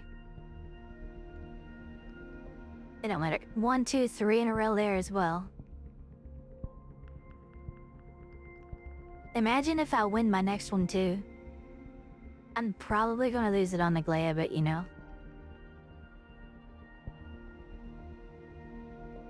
So I have Carlotta here. Was my previous.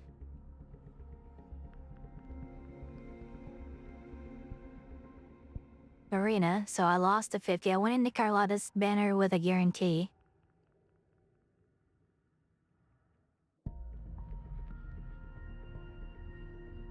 I got Timelia before that.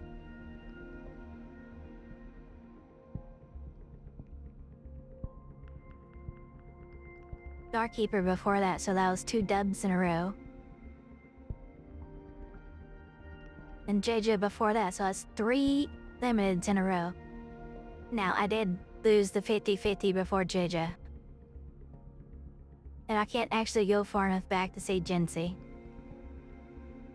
That's kind of sad, actually.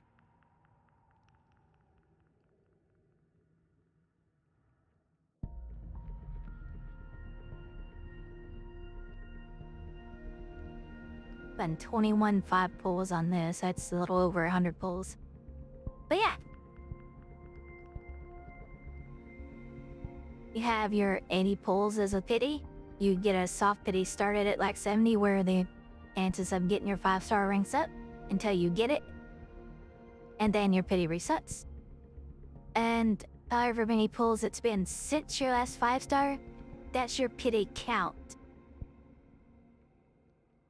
So that once that number hits like 70, you start hitting your soft pity. And that's pretty much how most gotchas work that have a 50-50 system. They're gonna have your 5-star in like 80 or 90 pulls. It's gonna be a 50-50. If you lose, you're guaranteed. If you win, you can just keep winning 50-50s.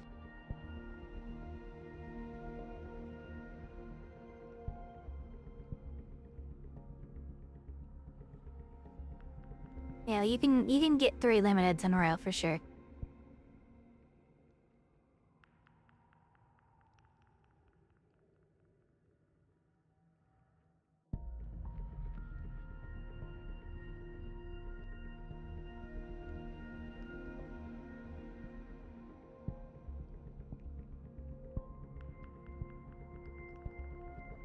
Fingers crossed, you and me both. Our fingers are crossed for Phoebe. I don't want to have to burn all my pulls to get TB, but, I mean, I'm going to get her one way or another. I'll be going into that banner with enough to guarantee her. As much as I want to pull on Rochia, I'd love to pull on Rochia, but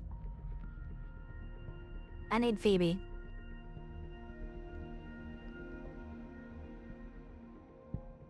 Day for Shorekeeper's rerun is a great idea. Fantastic idea. Shorekeeper is easily the most important pull in the game.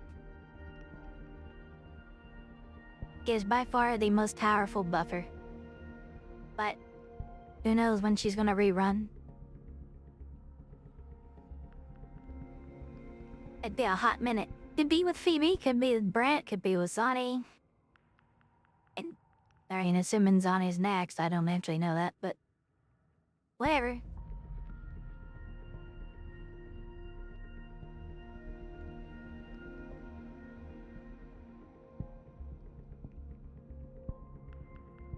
Sorry, hold on. What the fuck?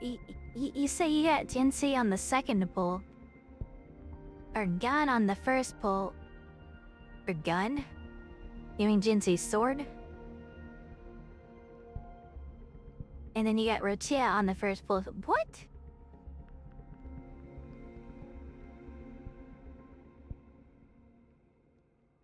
Yeah, hold on. What? Back up a second. You got Jinsei in 2 pulls, Rochia in 1, and a weapon in 1. What? Is that what I'm hearing? That's some insane luck. Yeah, you're cooked. You are cooked. You may as well be put in the steam cooker right now. Just get in the smoker, you're done.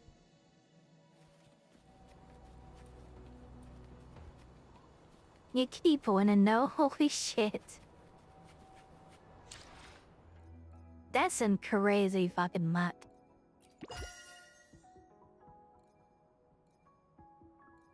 By the way, hi Dogek.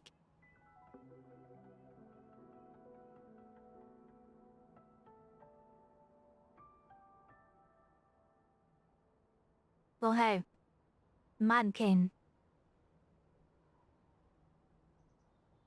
Does Vel have a sub? But I'll get the sub.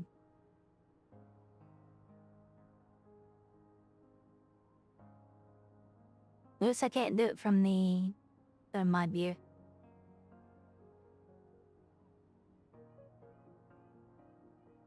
I'm gonna gain luck for the next 50 years. Oh no, don't say that. That's a little too extreme, come on.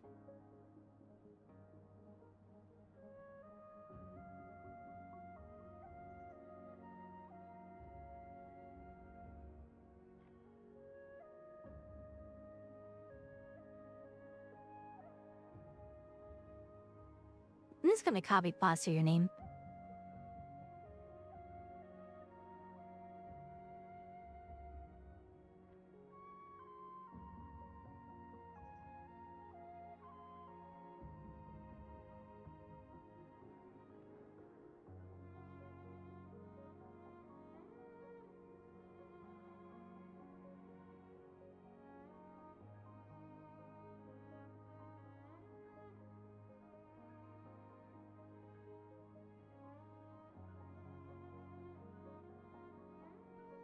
No, I don't want to use the emit method.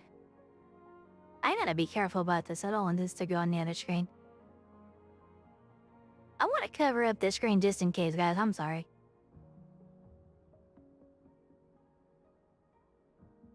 Yeah. Un momento, por favor.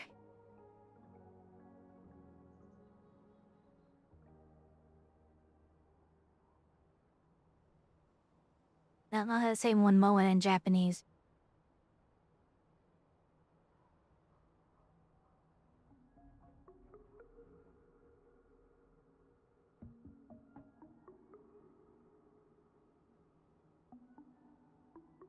Well, blarg. The game's so tired.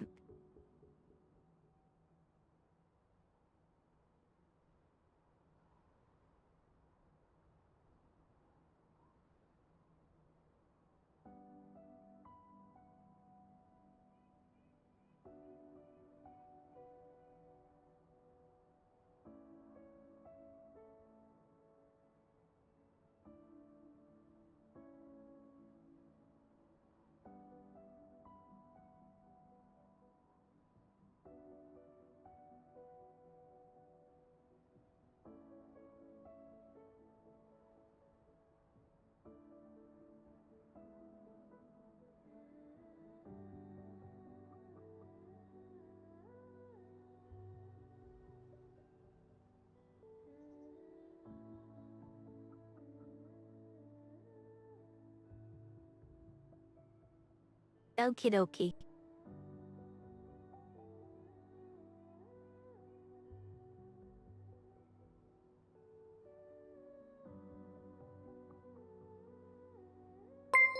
Alright, there you. Mayavel gifted D0 Jack a subscription. Mayavel gifted a tier 1 sub to D0 Jack. Did that say D0 Jack?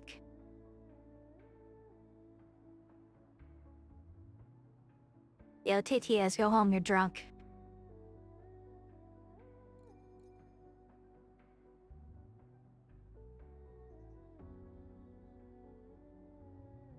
Oh no, that pinged. The Dareth pinged me. In my own chat, no less. I gotta get the fuck out of my chat. Your one gift badge is inactive. Give at least one sub. Get off of my screen, dude. Fucking hate this. Which, you need to put an X on this shit. I don't give a fuck about badges.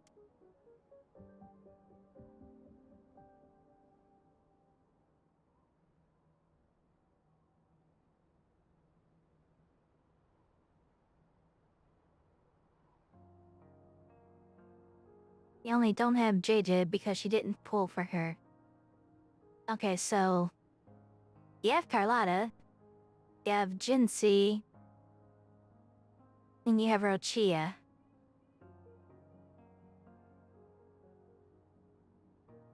Where Rochia's not really gonna pair with anybody. If you don't have Camellia. And be honest with you, if you're pulling for power, you kinda wasted there. Pulling JJ would have been way better. But I digress. But, let's build this a team for you. That you have Carlotta. So who could you pair with her? Without JJ, in my opinion, her best pairing is Yang Yang. My Yang Yang is down right now, that's unfortunate.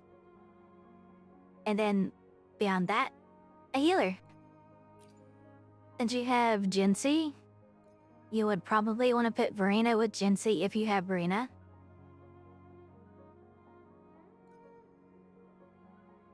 Don't say Tauchi because you're not going to be able to use the Carlotta's ultimate.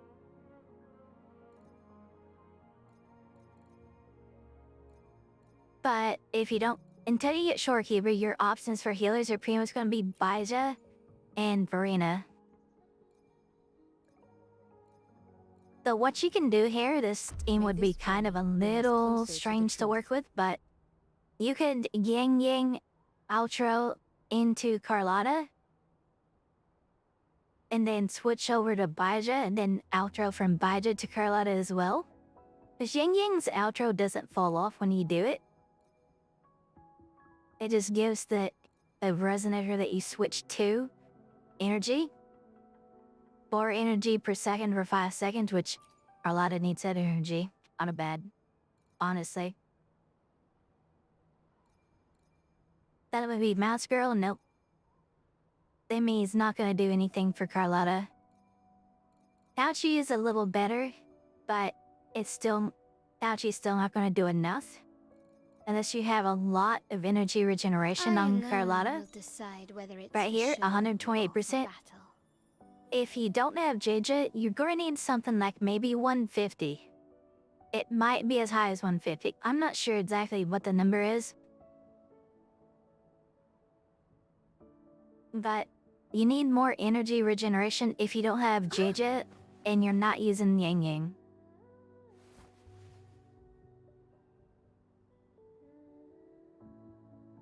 But let's see, for Jinsei, you have Yanglu and Verena with Jinsei. That's good. Those are good partners for her. You can also... That Tauchi we were talking about a second ago. You could pair Tauchi with Jinsei. I imagine Yanlu probably would be easier, but he doesn't buff like Tauchi does.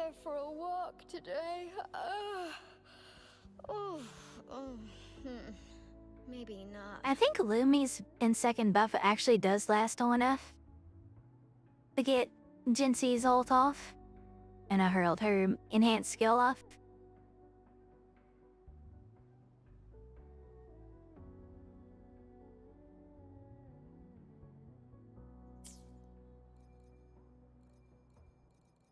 But say for you, probably this would be your most powerful Carlotta team. Baija gets better for Carlotta when you have her E6. You get an extra bit of glacial damage for 20 seconds. But that's all the way up at E6. You're probably not going to have that for a bit.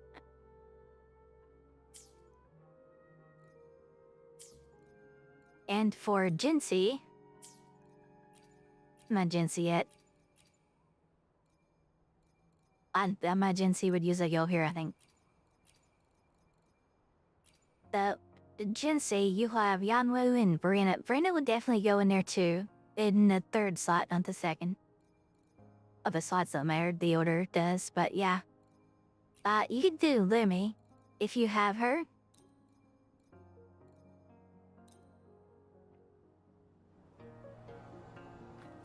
Going against wind. So let's go find something and get Lumi's Cherno built up here.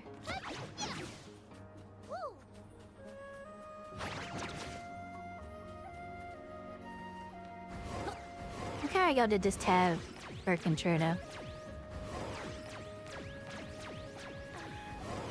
Instead of just go to the fucking tower, I don't know.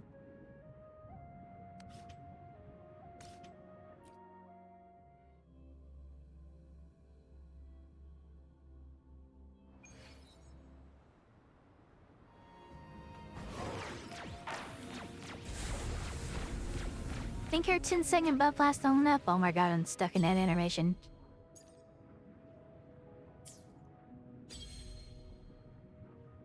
Reina's completely locked up there.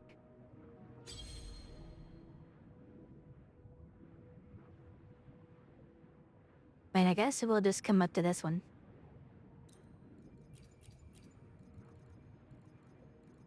Alright, so give me Jinsei, Lumi, and Verena.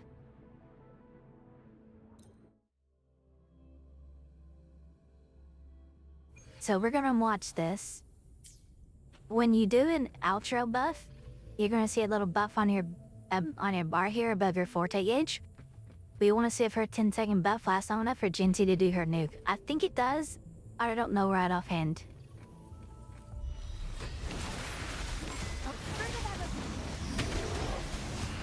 Luminous energy.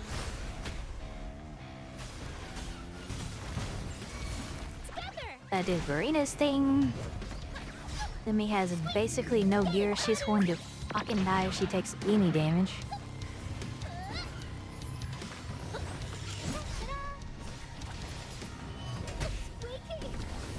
Ow.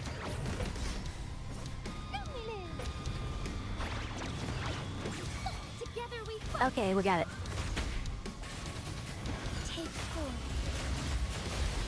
Safety. Evil be cleansed. That was definitely within 10 seconds. So yeah, Lumi's buff can last for Jinxie's enhanced skill. That's the important part. So you can pair Lumi with Jinxie.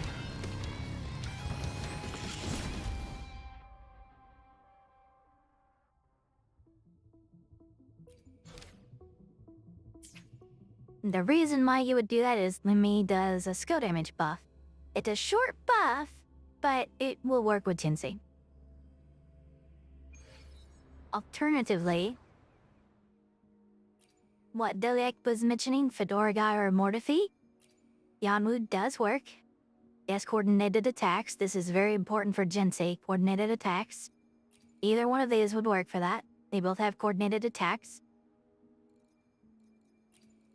Belina has coordinated attacks, which makes her a very good support, a very good healer for Jinxie.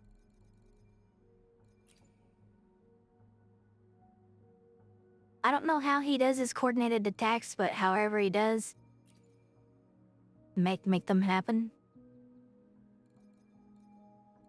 The only other character I can think of is one I don't have. There's Yenlin, and I don't think Yenlin pairs with Jinxie very well. I'm not certain. And I don't think so.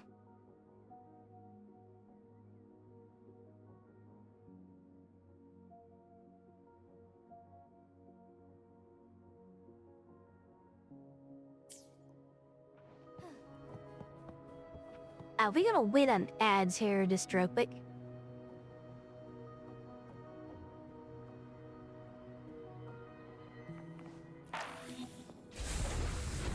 Let's go ahead and build the team for the next test. Let's see how fast this goes. Literally, it's going to switch Carlotta for Jinxie.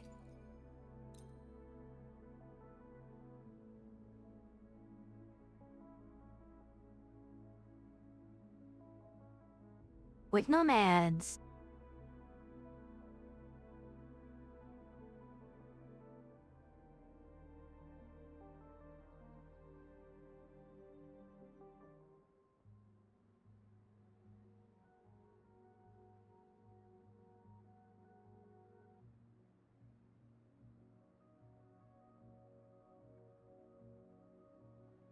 Mitra is so cute.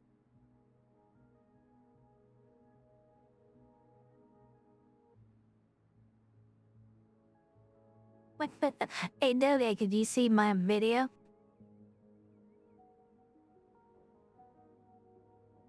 I had posted the Withering Waifus video.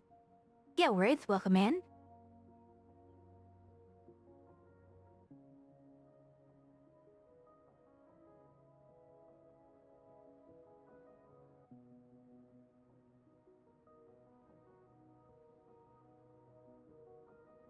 It's linked in the pinned comment here on Twitch. Can you do a pinned chat on YouTube? I actually don't know.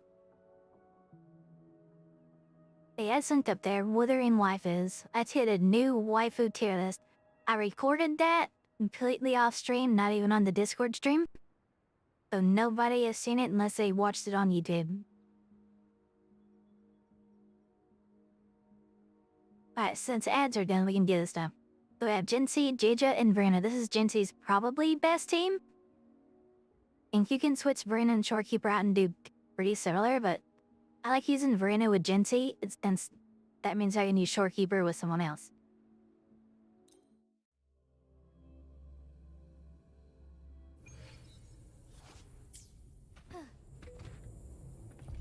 Alright, so we switch to Brina. This is what you could do with Ginsey if you had Beja. Push to JJ, use her ult right away.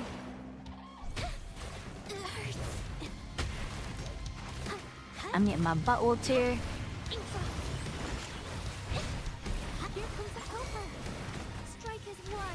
Intro into Jinsey. Their skill. Boom, 250k. Oh, another 100k. Dash her over to Verena. Use her things, get her ult. We need her ult. I can use some fertilizer fast in the sunlight. Her ult gives a coordinated attacks. Switch over to JJ. Witness the Ult. art's true form. We have full forte, so we do her little dashes. Here comes a helper. Together we fight. Into Jinsey. Evil be cleansed. Fell 8. 391. Holy fuck, I've never hit that hard on Jinsey before.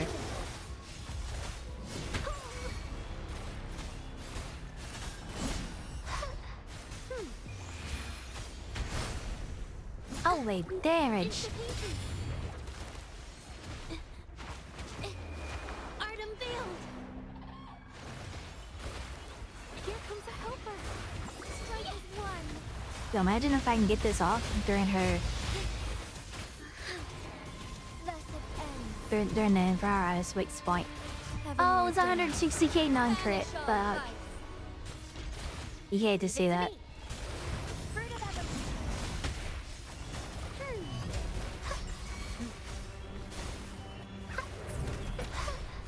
Name our ER on Brina here. I am desperately low.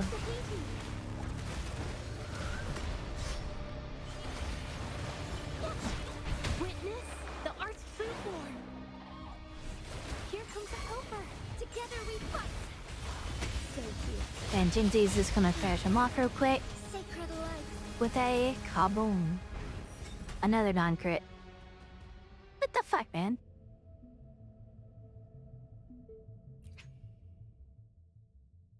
Yeah, Jinsey team still capable of clearing just fine, and my agency needs some work.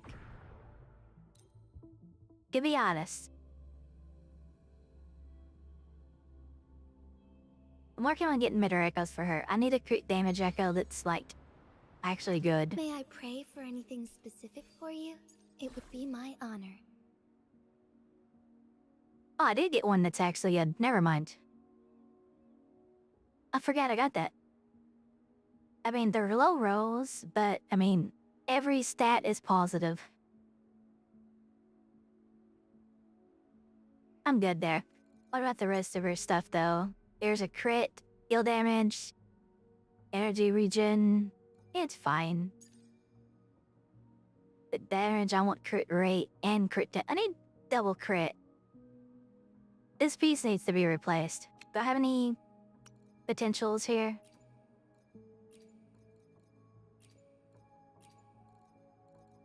I can't replace it with a light crusher because the light crusher I already have one of.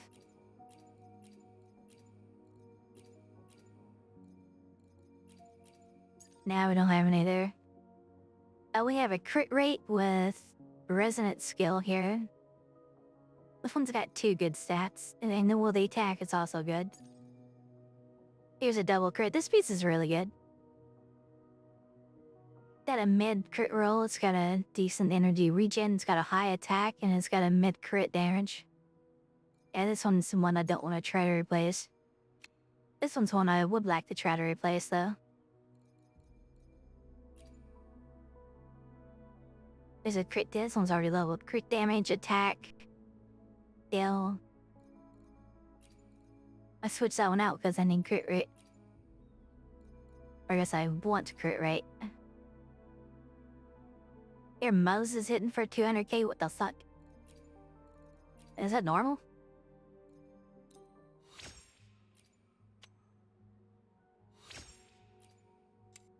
I don't want to start out like that.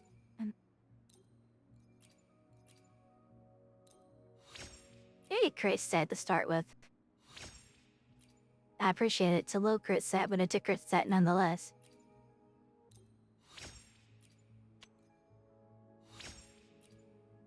Ooh, defense. That's alright. We'll kill one more. Well, bonus 15 if it's crit damage or something will. That's garbage. Remember, folks, do your rolls one at a time. Don't just full send 25s. I'm good on that one. And crit rate and 2 on 50 crit damage. What the fuck? How do you get that on a Moe's?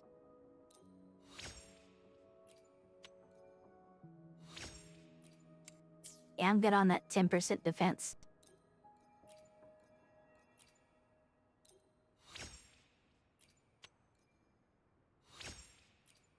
Jinty, don't do Harry. Don't need that.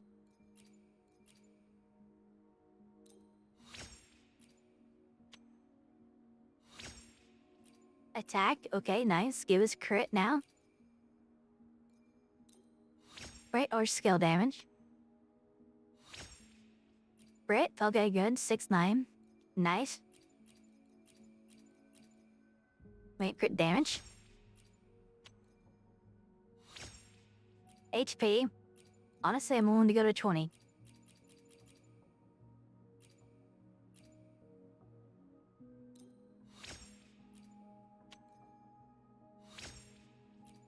You lost me.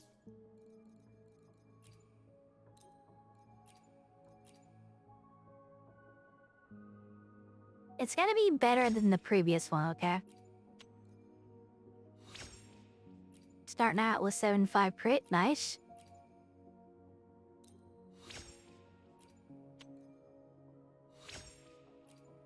Oh, with the flat defense, that's not great. Alright, let's go to 15. We'll get crit damage here, it's fine. Yeah, actually, we'll get attack % there, but that's also fine. Can I feed one? That takes you to 19, okay, good. I can feed these without losing out. Oh, that don't overcap. Hey, we're going to 20 here.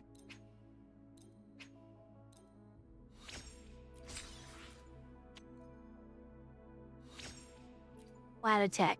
Fuck, man. What do I think about this a second? So we got a better flat attack roll. We got a crit rate and an attack %, but we don't have the skill damage. These two pieces may as well be equal right now.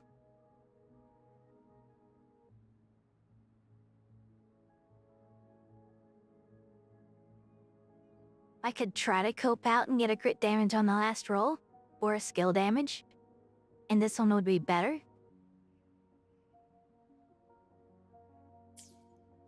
I don't know if I want to do that though. I don't want to waste XP. But I feel like I should try it on this one.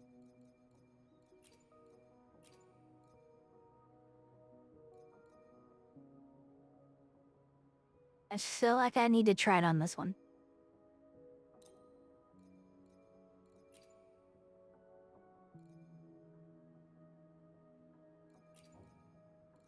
Wow, that plus 20 only gets you to 24. Holy fuck. A little sad. Alright, give me crit damage. Give me like 21% crit damage. You son of a bitch.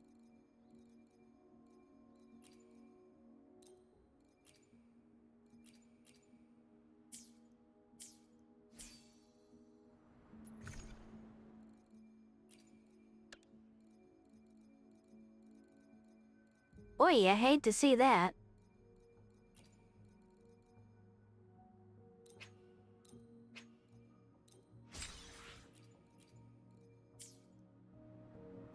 May I pray for anything specific for you? It would be my honor. And say you are beautiful.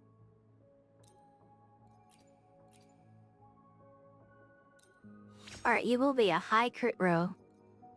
Either one. Now you'll be garbage, okay. I'm not even limp anymore in there. I'm not struggling that much.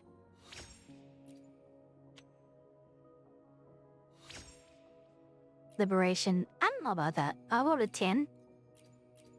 We get 2 duds in our like Liberation is still good on Gen 2, it's just not the best. Like the consolation prize crit damage, okay. Go to 15. Me a crit rate and a full send. Positive stats, okay. I'll keep going.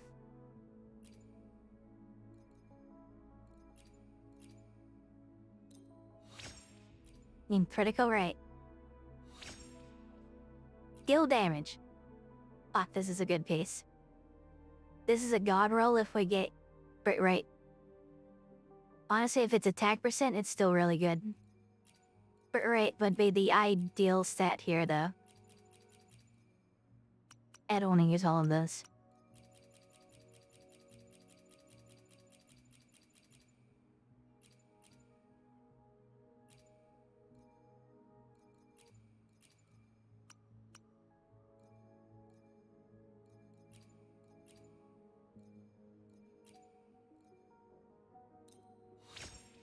Alright, crit rate, and it's perfect.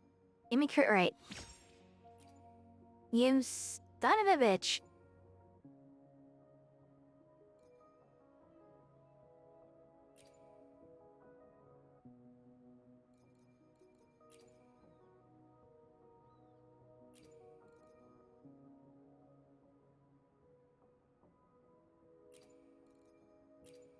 A little bit better than that piece. I'm gonna hold on to it just in case, like, we can use it on Phoebe. This is actually still a pretty damn good piece. Doesn't have crit rate, but... like, if Phoebe's basic attack, this is gonna be a good... both of these are gonna be good pieces for her.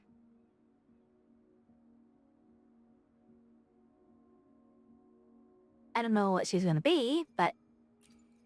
if she's basic attack, then hey.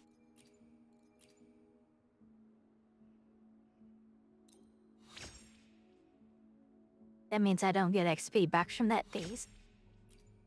Spill damage, hey yo.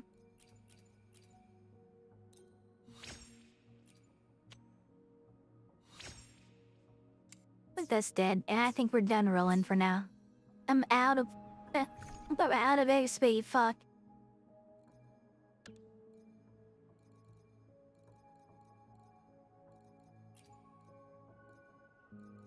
Yep, out of XP. Is where it is.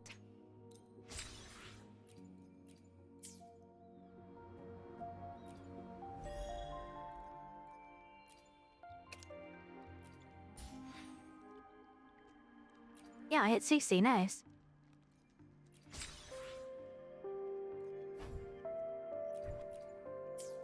Yeah, I'm not gonna open those boxes till Phoebe gets here. I have so many boxes here. Don't have to use them, don't. May I pray for anything specific? The experiment begins. Oh, by the way, Dulik, I got, Zheng Liao's Forte to 10. Forte and Resonance Liberation are now 10. I don't care about his skill or normal attack. And this just increases his base skill, not his ultimate skill. Yeah, he's good. He's set. He's done. I took Encore's Resonance Liberation to 9. I'm still working on it. Hey, 3 more of these, I can almost make enough.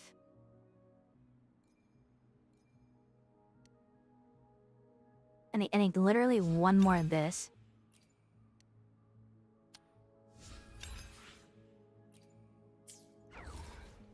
I'll have that. Now just open boxes for that.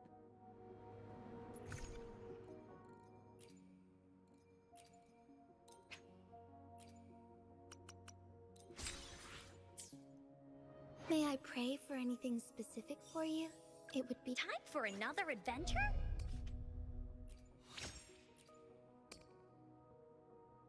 think I want to do her skill as well. Because like her skill's a lot of damage.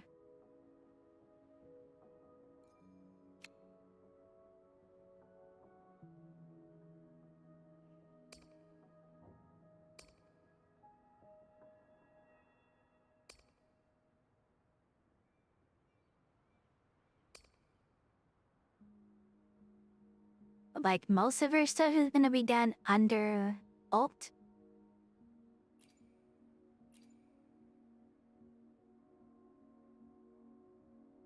So like, leveling her normal attack isn't actually gonna help any, because she doesn't do her normal attack outside of her Resonance Liberation.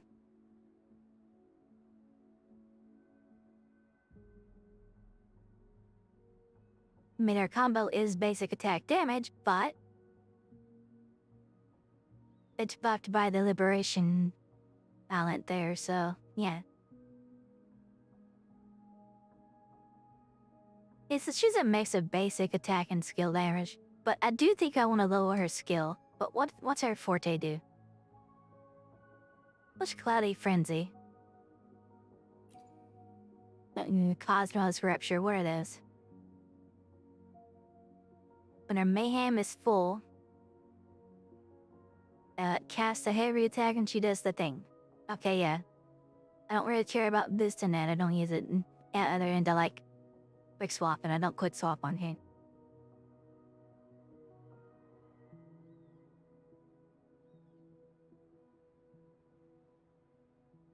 If mayhem is full, Encore will consume all mayhem to enter the mayhem state.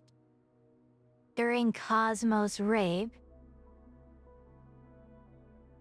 reduces damage taken by 70%. That's a lot.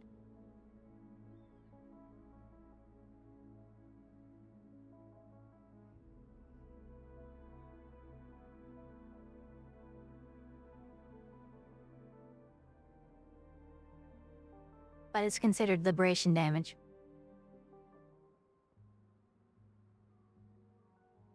Yeah, so anything but heavy attack. I mean, she kind of uses a little bit of everything, but I prefer to use basic or skill on her, to be honest. Like, I'm not gonna level her forte. I just don't care about this. I don't do her heavy attack. Kill Shadow Paladin and Nightcrawler Red. Welcome in.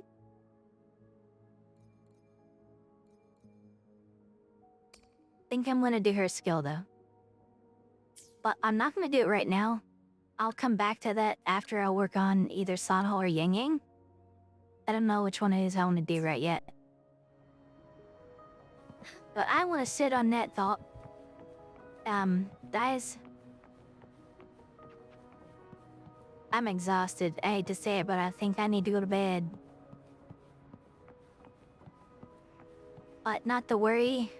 I don't have a lot to do tomorrow. After sleeping, I'm gonna do some video editing. Like, we'll edit the React to Braxophone's early access Aglaia guide, or impressions video, rather. I'll edit together the puzzle video as well. There's another video that I really want to do, and I need to do it sooner than later. I'm gonna do it next stream, I think. Like, I want to do that one on stream.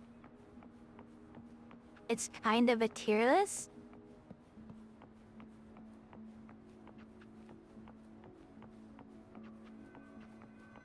Here's the premise. What I'm going to do with this...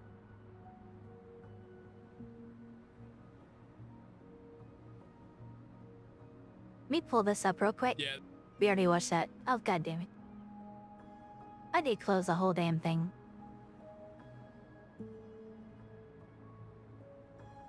May I pray for anything specific for you? This is from the Wuthering Waifus thing. We're just gonna do a hard reset on this. I'm sure your wishes will come true.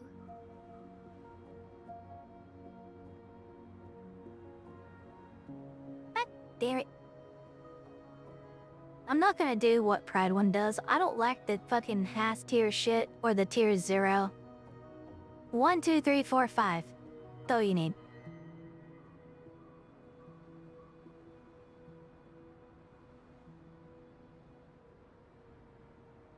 You'll have 5 tiers. And what we're gonna do is we need May I another pray tier for above that. anything specific for you? It would be my honor. Oh, I made two. I'm sure your wishes will come true. And make this one purple. This one will be, god damn it. Main BPS. Here's what we're gonna do with this idea. We want to take a main DPS, we're gonna put him up there. That Camellia. Okay. There's Pray for Camellia's anything specific Tier for 1 you. support It would be character my honor. options. Tier I'm sure 1 your means wishes the will come absolute true. best supports. There can be up to 2 characters per tier, okay? Then you'll have the they'll have the buffer that goes in the second slot, and you'll have the healer that goes in the third slot. That's gonna be Bertia and Doorkeeper.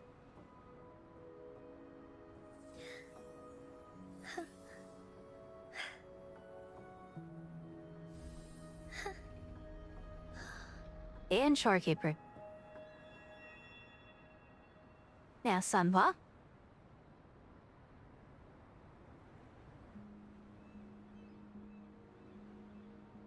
We'll go there. And Verena too. This will be her next best options for DPS here and Disdain.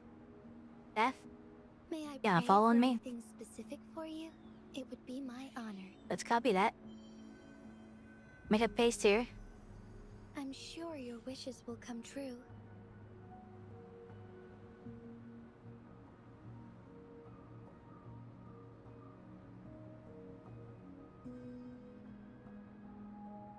There's another basic attacker.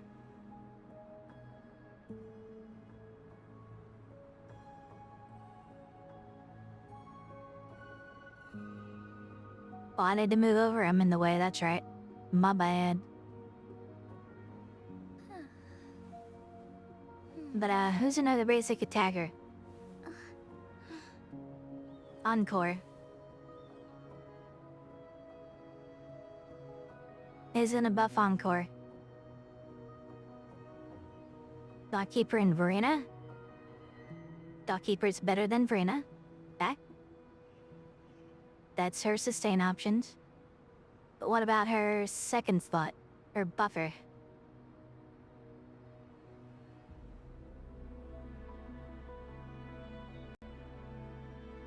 Danma goes there.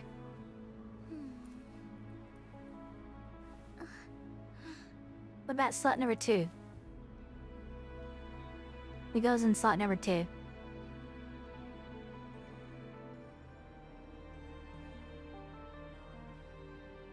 Someone that busts fusion damage if there was on. Is there a 4-star that busts fusion? Or if he does heavy attacks, needs the fire 4 stars. It's not. Alto busts wind. Yeah, we get a wind character. I'm probably gonna level Alto. Yeah, so who would go here as the second best to Sanhwa? Bingley, you think so? It busts fusion to a degree, yeah.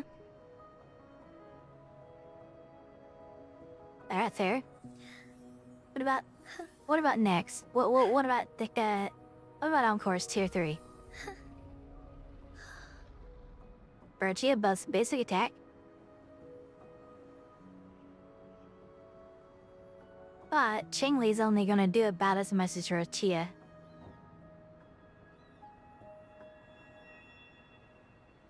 But she's only giving you like 20-25% flame damage, and she's only giving you like 20-25% basic attack. These are about the same benefit. The Encore. May I pray for anything specific for you? it would be my honor. Now this is actually where I want to have two of the same type of character in one tier. But who would go number 2? My opinion, there is a better option than either one of these, or Encore. In my opinion,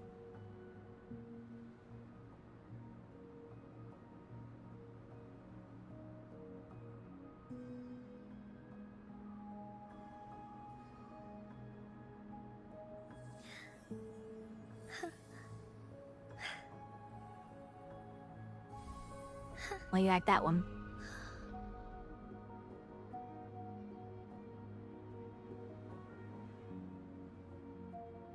You wasn't thinking about Yang Yang, were you?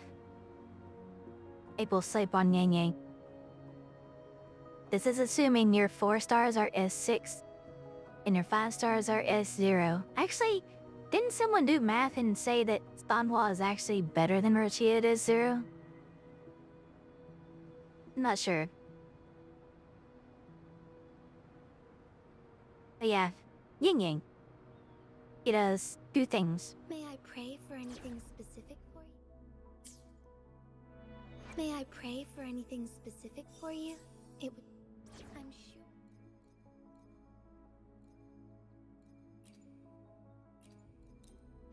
Let's reach farther destinations together. One is her resonant energy per second outro.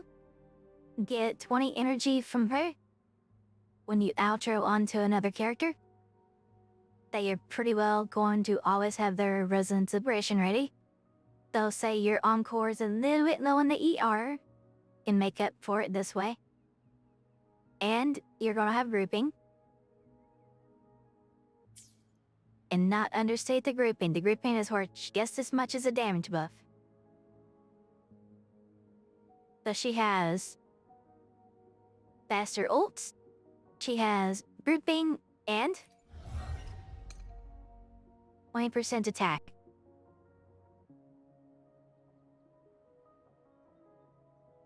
The higher your attack, the more that benefits.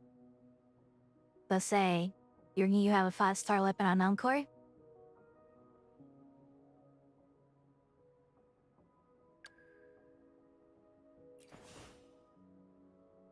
We're gonna switch this one to this one.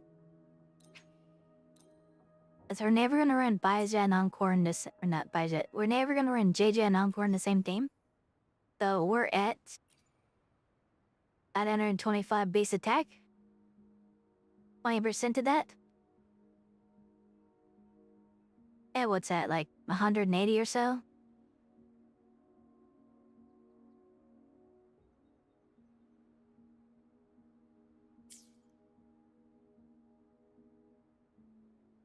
Yeah. Let's reach farther destinations together. The universal support character. This is going to be kind of a hot take when we go through the full video for this. We're going to do more than just Camellia. I want to do a bunch of different characters, but yeah. I think Yang Yang does more for Encore than those two, but these two, I think Cheng-Li is going to outperform Ding Yang and Darage.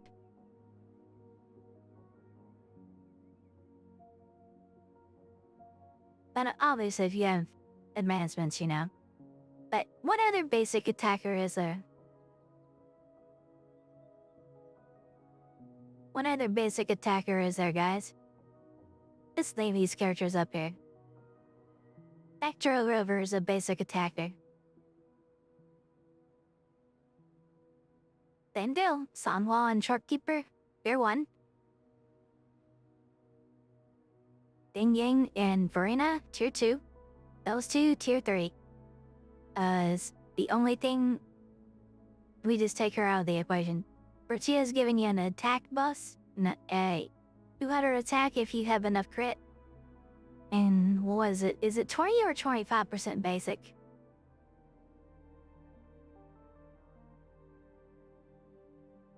Whatever the case, up to 25%. Let's assume it's 25%. That's what she's done for the rover. Now, rover has a very short liberation cooldown. It's short enough that she can't fill up her energy on her own in a normal rotation before that ult is up. In most cases. With Yang Yang, that problem becomes a lot less apparent. And that is why, folks, over in the tower, this is not just theory. This is putting my money where my mouth is.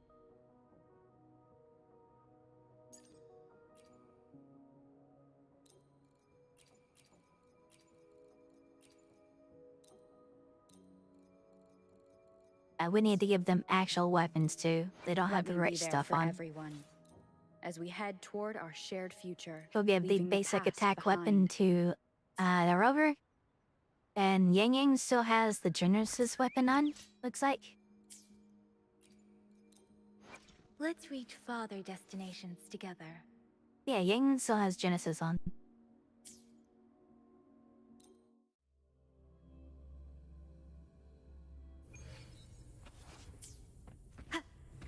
Leave it to me.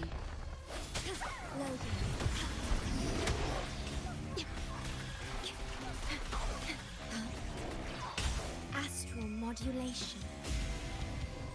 Let me be your blade. Dithering! Shape the shapeless! And Dom's favorite bitches. Synchronization. Swift and resolute. The end has come. Hopefully this helps.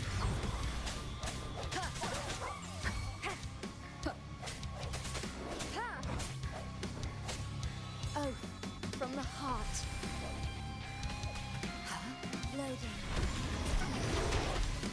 Iron graft renewed. They keep them grouped as good as I should have. Storm, hear my command. Tempest. Synchronizing. Swift and resolute. Hopefully this helps. Moment of resonance. And we get another res liberation because of Yang Yang. Look at that. I sense your weakness.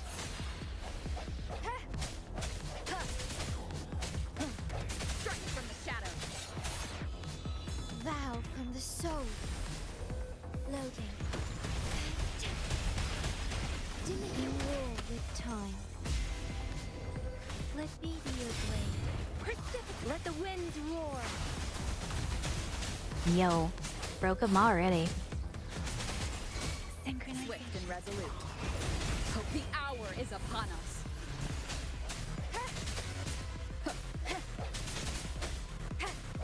I sense your weakness. Ordained. Loading. I'll say it's too soon. Harold's not up yet. Let me be your blade. Storm, hear my command.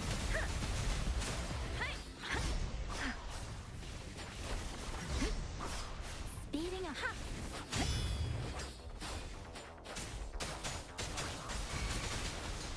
Swift and resolute. That's fit too to on Yang Yang just then. Well, I mean, it's alright. They start clearing. What?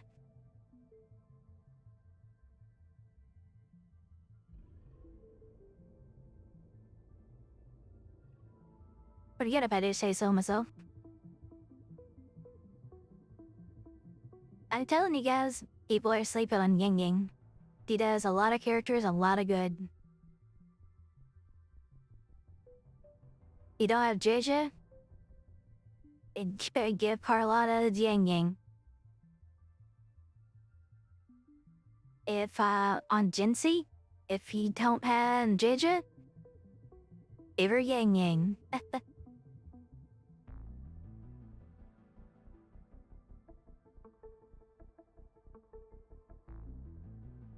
Jinsei's ult does hit pretty hard, and you cannot get that ult every turn. I think you can just about get it every turn with Yang Yang. And rotation, whatever. Anyway, we'll do the full video tomorrow on that. As for me, I am going to go to bed. I'm not gonna read out. I don't want to interact with another. You're stricken me right now. I just want to go to bed.